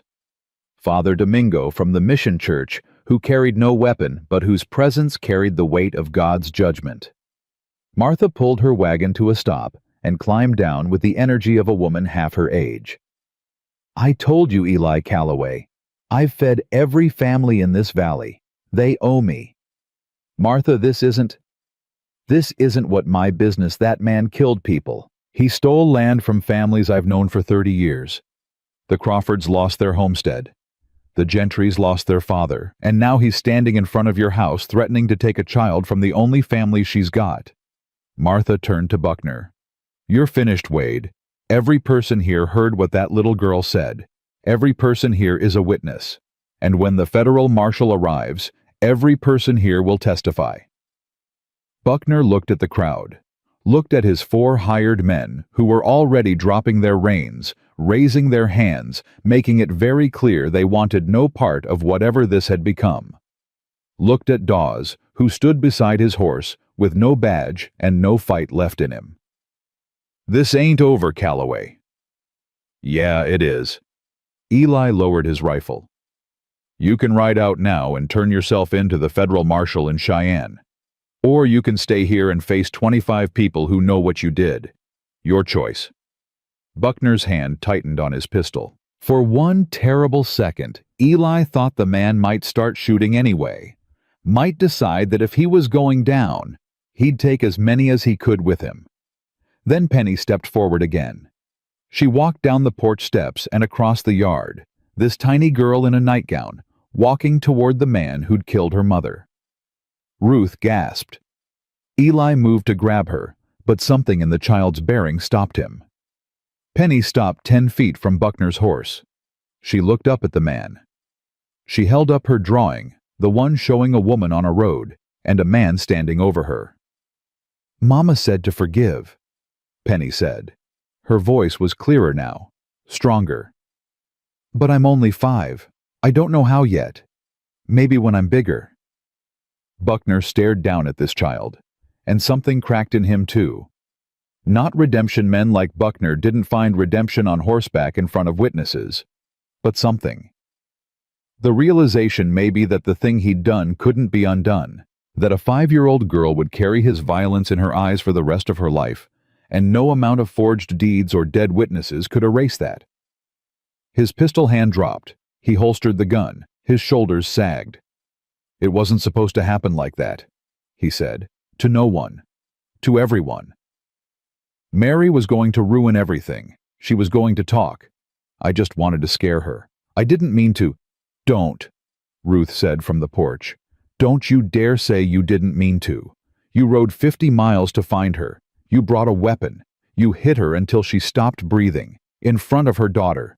Don't you dare say you didn't mean to. Buckner closed his eyes. Tom Harlan rode forward with a rope. Somebody's got to hold this man until the marshal gets here. I volunteer my barn. I'll help, said one of the Mueller brothers. Me too, said the other. They pulled Buckner from his horse. He didn't fight. The rage, the calculation, the menace, all of it had drained out of him the moment a 5-year-old girl told him she didn't know how to forgive yet. Sometimes the truth doesn't come with force. Sometimes it comes barefoot in a nightgown. Dawes picked his badge up from the dirt. He walked over to Eli. "I'm turning myself in too, when the marshal gets here. I didn't know about Mary, but I knew about the land deals.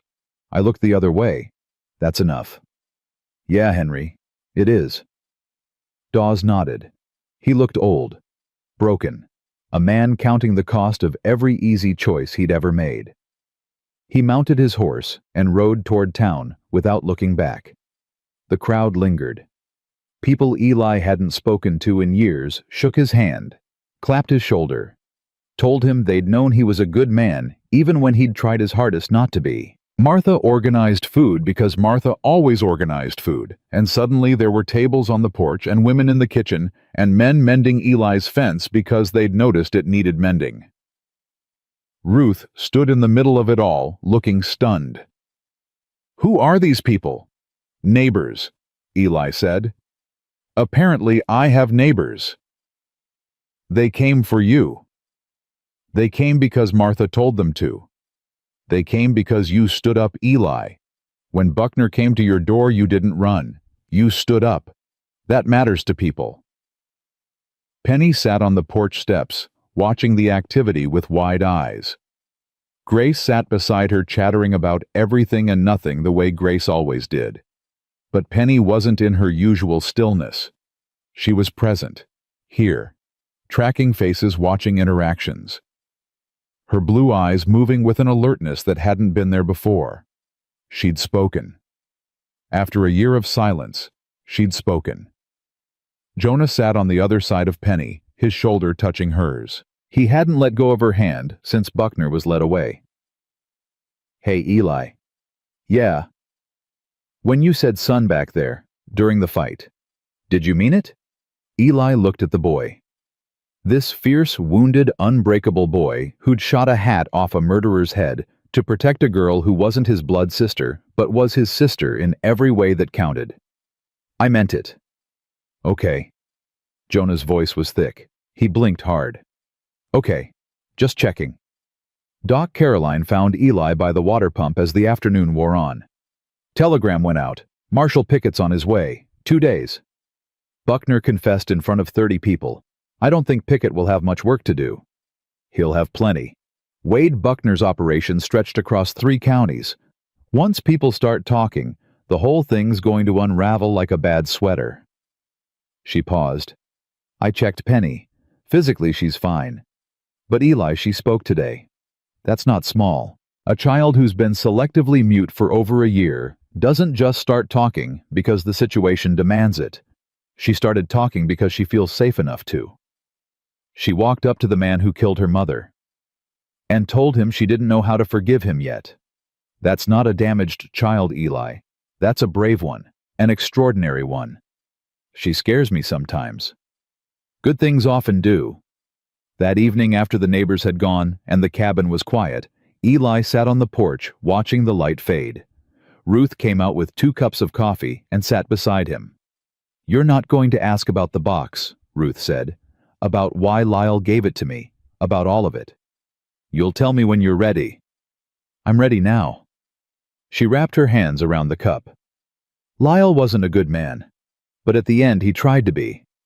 When he found out what Wade was doing, it changed him.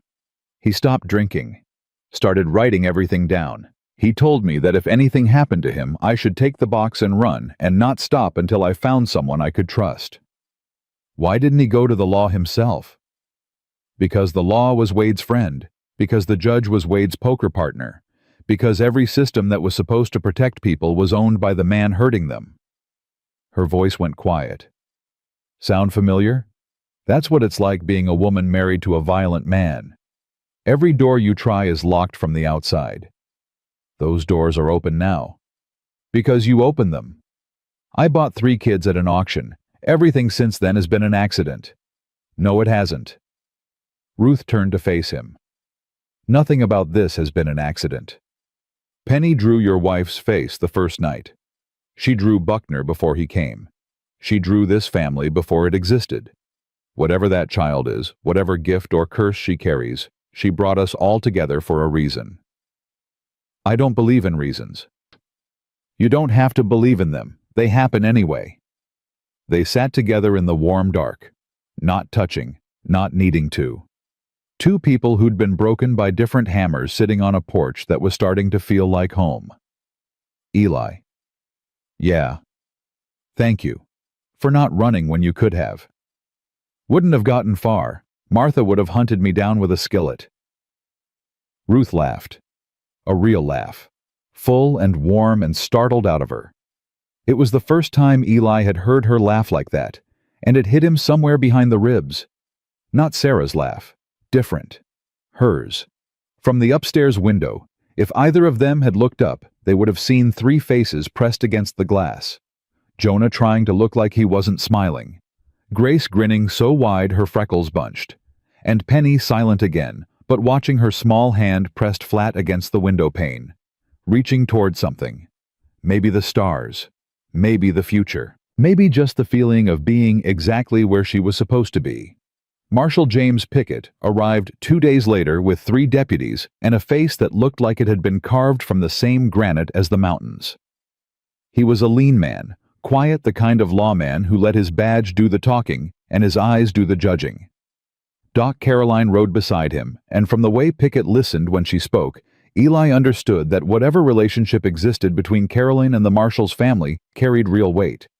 Pickett dismounted in Eli's yard, took one look at the cabin, the children on the porch, the rifle still leaning by the front door, and nodded like a man confirming something he'd already decided.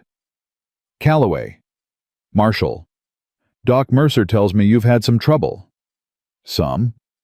She also tells me you've got a box full of evidence that could put away the most powerful man in 3 counties. That too. Pickett looked at Ruth, who stood in the doorway with her arms crossed and her chin raised. Mrs. Adler, I'm going to need that box and everything in it. I'm also going to need your testimony. You'll have both. And the child. Pickett's voice softened barely. The one who witnessed the Lennox killing. I'll need to speak with her. Eli stepped forward. She's 5 years old, Marshal. She just started talking again after a year of silence. I won't have her questioned like a criminal. Nobody's questioning her like a criminal. But a woman is dead, and a man is sitting in Tom Harlan's barn claiming he didn't mean it. That child is the only eyewitness. Pickett met Eli's eyes. I'll be gentle. You have my word. Your word don't mean much to me. I don't know you. Then trust Caroline. She knows me. Doc Caroline put her hand on Eli's arm. James is a good man, Eli. He has 4 daughters of his own. He'll treat Penny right. Eli looked at Ruth. She gave a small nod. All right, but I'm in the room, and if she gets upset, we stop. Fair enough. They sat Penny at the kitchen table. Ruth on one side, Eli on the other. Jonah refused to leave, standing behind Penny's chair with his hands on the backrest.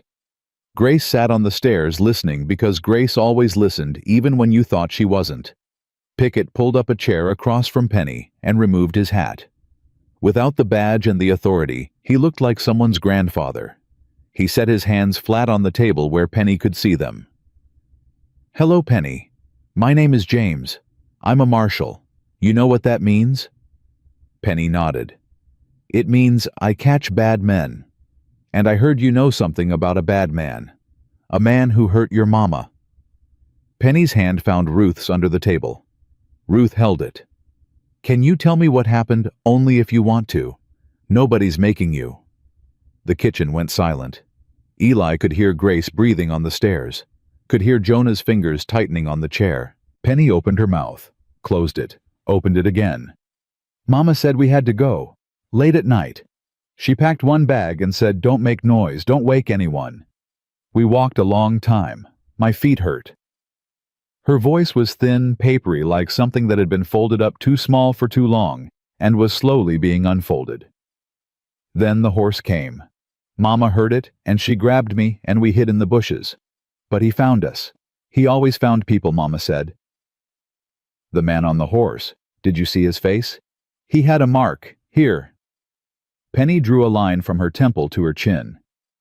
Mama said, please, Wade. Please. She said his name. Wade.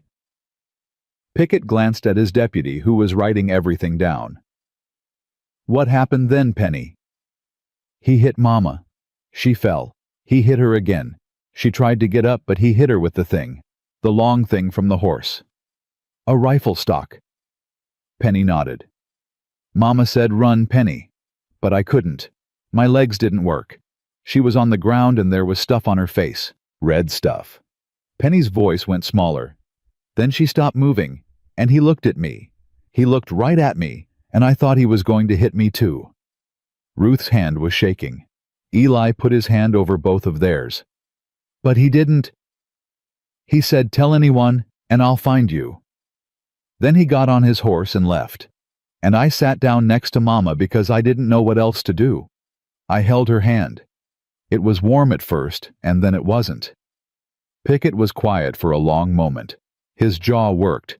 When he spoke again, his voice had a rough edge that hadn't been there before. You're a brave girl, Penny.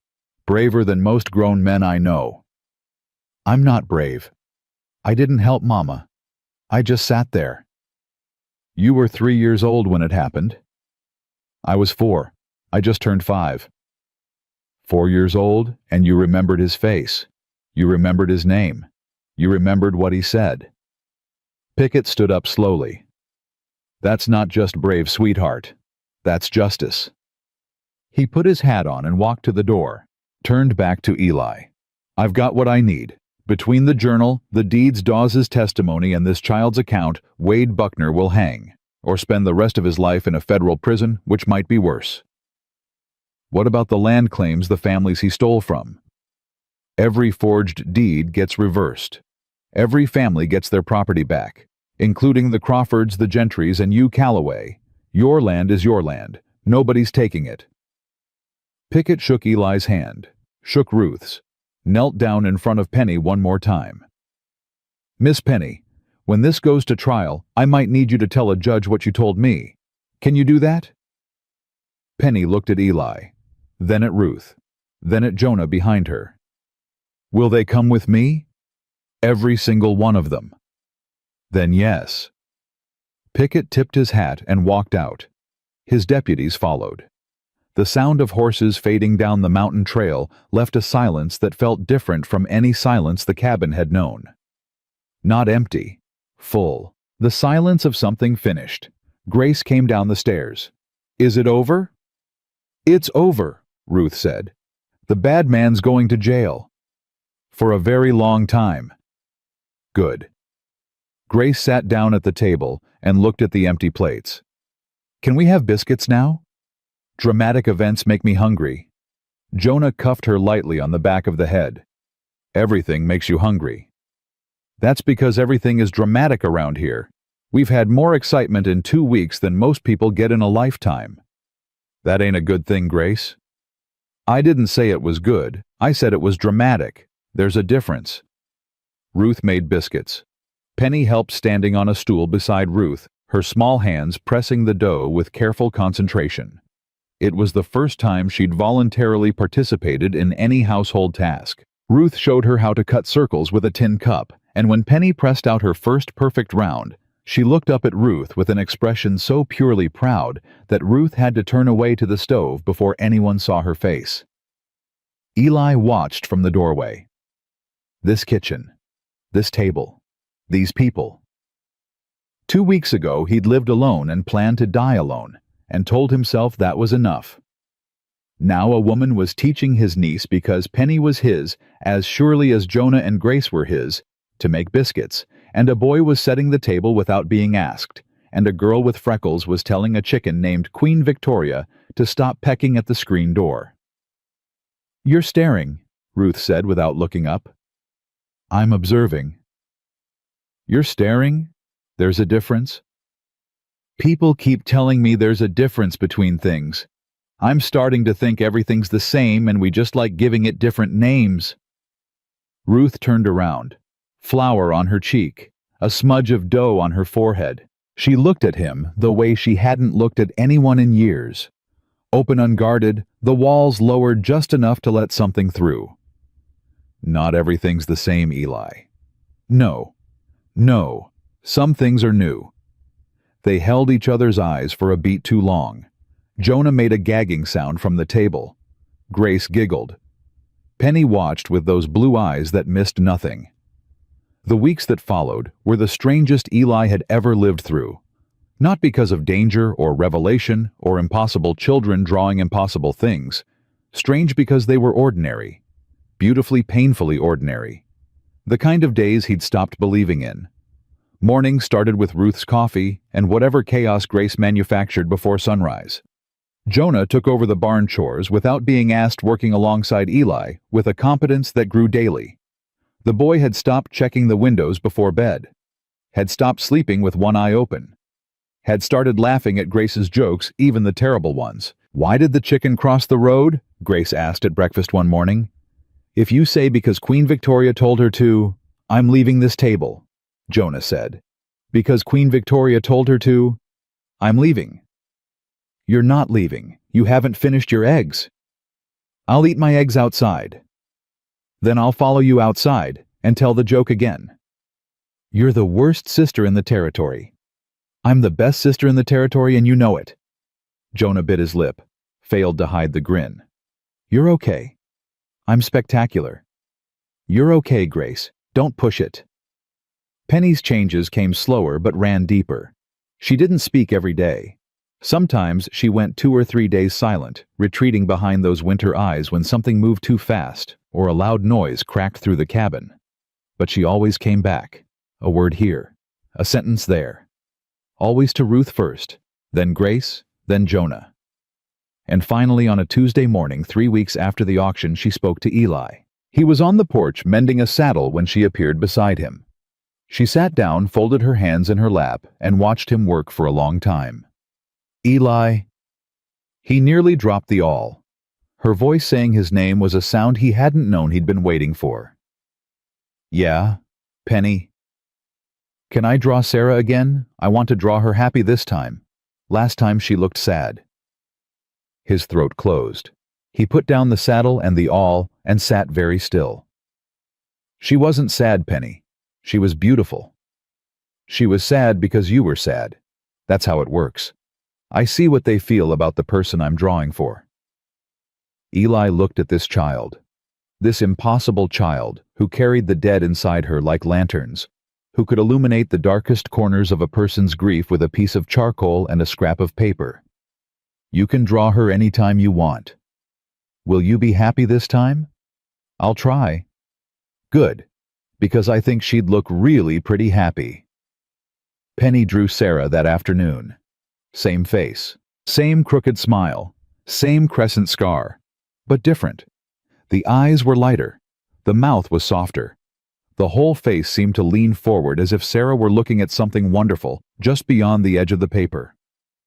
On the back, Penny wrote, "She says good." Eli put both drawings in his pocket, the sad one and the happy one. He carried them both because that was what love was carrying, all of it, the grief and the grace, without dropping either one. The trial happened in Cheyenne in September. Eli rode down with Ruth and the children in a borrowed wagon, Martha Quinn following in her own rig, because somebody has to feed those lawyers and it sure as hell won't be the government.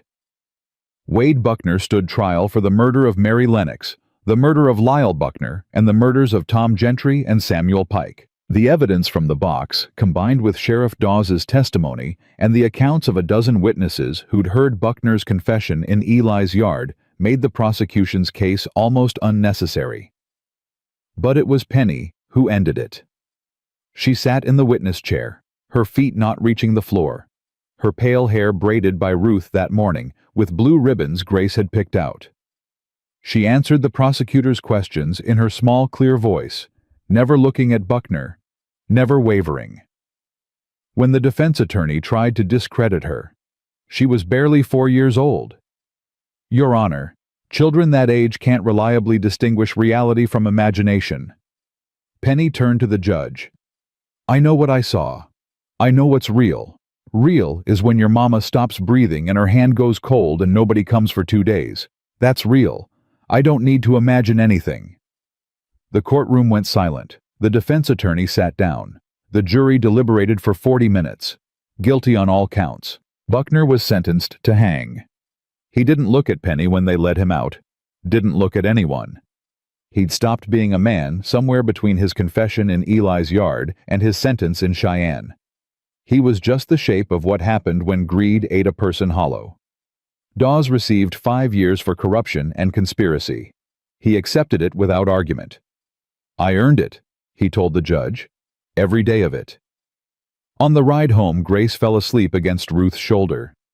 Jonah drove the wagon Eli had taught him, and the boy handled the reins with the natural ease of someone born for the work. Penny sat between Eli and Ruth on the bench seat, her hand in Eli's, her head leaning against Ruth's arm. "Ruth. When we get home, there's something I want to talk to you about. If it's about the leaking roof, I already know. Grace told me." "It ain't about the roof." Ruth looked at him. Eli kept his eyes on the trail, but his ears were hot, and his chest was doing something uncomfortable. "Eli Calloway, are you blushing?" "I don't blush. It's the sun. It's September. It's a warm September. You're blushing. I'm trying to ask you something and you're making it difficult." Ruth waited. Penny watched. Even in sleep, Grace seemed to lean closer. "I ain't a good talker, Ruth. You know that. I spent 6 years talking to a mule and 3 chickens, and the mule was better conversation. But these past weeks with you here with the kids with all of it, I ain't been this—" He struggled. "I ain't been this alive since Sarah. And I don't mean that to compare you to her or to put something on you that you don't want. I just mean—" "Eli." "Yeah. Are you asking me to stay?" "I'm asking you to stay." "Not as the hired help." "No, not as the hired help." Ruth was quiet for a long time. The wagon creaked. The mule plodded on. Penny squeezed Eli's hand. "My husband hit me for 4 years. Told me I was nothing every day until I believed it. I swore I'd never let another man close enough to hurt me again." "I know. But you're not close to me, Eli. You're beside me. There's a difference." "People keep telling me there's a difference between things." "Because there is." Ruth reached over and took his free hand. "Yes, I'll stay. Not because I need a roof, because I need this. Whatever this is." Jonah's voice floated from the driver's seat. "Finally. Grace owes me $1. You bet on us," Eli said. "Grace bet you'd ask last week. I said you were too stubborn. I was right. You bet on us. You're 11. I'm observant. If you say, there's a difference, I'm throwing you off this wagon." Jonah grinned. A real grin. The kind that cracked open his whole face and showed the boy underneath the armor. "Welcome to the family, Ruth." Ruth laughed, and Eli felt something settle in his chest that had been unsettled for 6 years. Not a replacement. Not a repair.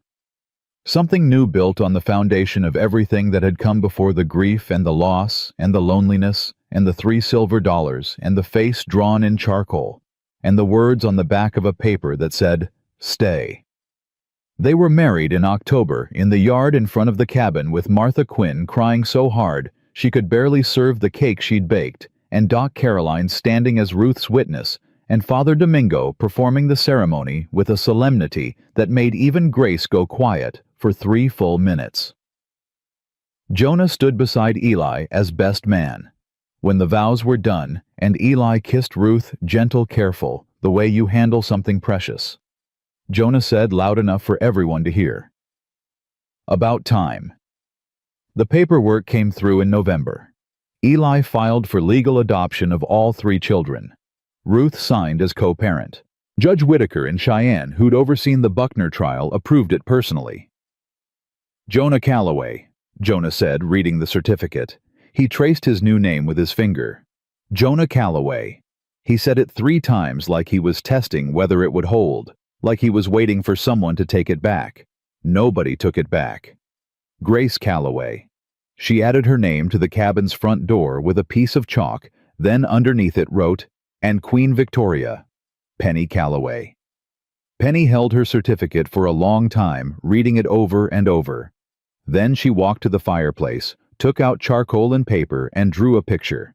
Two women standing side by side, one with dark hair and a crescent scar, one with fair hair and kind eyes, both smiling, both looking down at a small girl between them. On the back, she wrote, "Both my mamas, both happy." Ruth found the drawing and couldn't speak for an hour. That winter was the best of Eli's life. The cabin held warmth differently with 5 people in it. Not just heat from the fire, but the warmth of bodies and voices, and the particular energy of a family, learning each other's rhythms. Jonah helped Eli run the homestead with a seriousness that belied his age. Ruth taught Grace to sew, to cook, to read from the small library of books Doc Caroline donated. And Penny drew. She drew everything. The cabin, the mountains, the chickens. Martha Quinn looking fierce. Doc Caroline looking wise. Jonah looking brave. Grace looking like Grace, which meant looking like a small explosion of joy and opinions. She drew Eli and Ruth sitting on the porch together, their hands not quite touching, but close enough that the space between them was its own kind of connection. And sometimes, late at night, when the cabin was quiet, she drew faces that no one in the house recognized.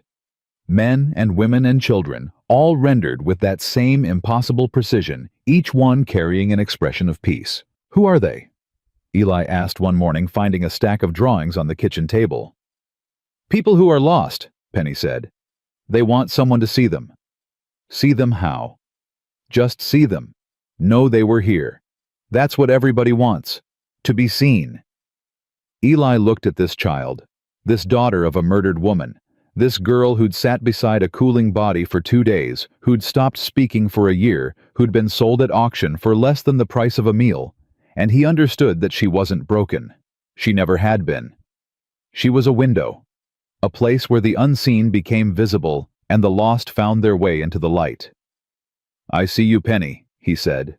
She smiled, that small, rare smile that could stop his heart. "I know.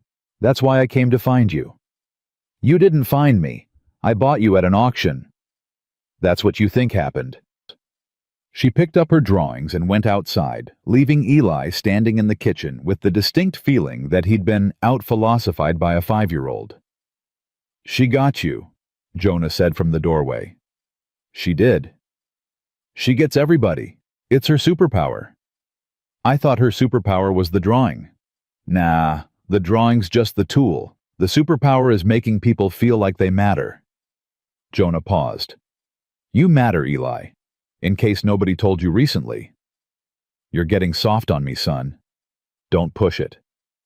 But Jonah was smiling when he said it, and Eli was smiling back.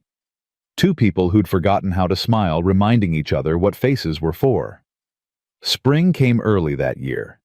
The valley warmed, the creek ran high with snowmelt, and Grace declared it the official start of Calloway family adventure season. A concept she invented, and nobody had the energy to argue with. On the first warm Saturday, Eli sat on the porch in the rocking chair Martha had given them as a wedding present, and watched his family in the yard. Ruth hanging laundry, singing something under her breath. Grace chasing Queen Victoria around the coop. Jonah brushing down the horses, talking to them in the low, steady voice he'd learned from Eli. And Penny sitting on the grass drawing. $3. He'd paid $3 for 3 children at an auction in a dusty town because he needed flour and found something else instead. Ruth crossed the yard and stood in front of him, her hands on her hips, sunlight on her face. "What are you thinking about?" "Nothing." "You're doing it again, the staring thing. The observing thing. There's a—" "Don't say it." She laughed, sat on the arm of his chair, let her hand rest on his shoulder in that easy, unhurried way she'd developed, the way of a woman who'd stopped flinching. "Sarah would have liked you," Eli said. He'd never said it before. Hadn't known he needed to until the words came out. Ruth's hand stilled on his shoulder. "You think so?" I know so. She'd have liked your backbone. She'd have liked how you are with the kids. She'd have liked that you don't take any nonsense from me. Nobody should take nonsense from you. You've got terrible nonsense. She'd have liked that too. Ruth leaned down and kissed the top of his head. Then I'm glad, because I like who she made you into. The man who builds cabins with stars on the headboard. The man who spends his last $3 on children he's never met. That's her in you, Eli. The good parts. The good parts are you, Ruth. The good parts are all of us. Penny appeared at the foot of the steps. She held up a drawing. This one was different from all the others. No faces, no people. Just a cabin on a mountain with smoke rising from the chimney and 5 figures on the porch, too small for detail, but unmistakable in their arrangement. A tall man, a woman beside him, a boy nearly as tall, a girl with wild hair, and a small child in the center, hands reaching out to both sides, connecting them all. Underneath, in letters that were steadier now, more confident, more sure, this is what safe looks like. Eli took the drawing, added it to the pocket over his heart where it joined Sarah's sad face and Sarah's happy face, and the word home. 3 drawings, 3 truths. Stay. Good. Safe. A dead wife's blessing. A living family's proof. A child's definition of the only thing that ever mattered. He looked at Ruth, at Jonah heading toward the porch with sawdust in his hair, at Grace carrying Queen Victoria like a baby while the chickens squawked in dignified outrage, at Penny standing in the grass with charcoal-stained fingers and winter sky eyes that had finally thawed. "All right," he said. The same words he'd spoken that first night when 3 strangers sat in his cabin and the world cracked open. But they meant something different now. Not surrender, not resignation, not the grim acceptance of a man who'd run out of options. This time it was a man choosing his life, out loud, on purpose, with everything he had. "All right, let's go inside. Ruth's making biscuits and I've got a family to feed." Jonah groaned. "If Grace names one more chicken, I'm moving to the barn." "You love the chickens," Grace said. "I tolerate the chickens. Queen Victoria loves you." "Queen Victoria is a chicken, Grace. She has feelings. She has feathers. There's a—" "Don't say it," Eli and Ruth said together. And Penny laughed. A real laugh. Small and rusty and unpracticed, like a bell that hadn't been rung in years, finally remembering its purpose. It filled the yard, bounced off the cabin walls, and rose into the mountain air, where it joined the wind and the birdsong, and all the sounds that living things make when they're exactly where they belong. Eli Calloway had come to town for flour and salt. He'd come home with everything.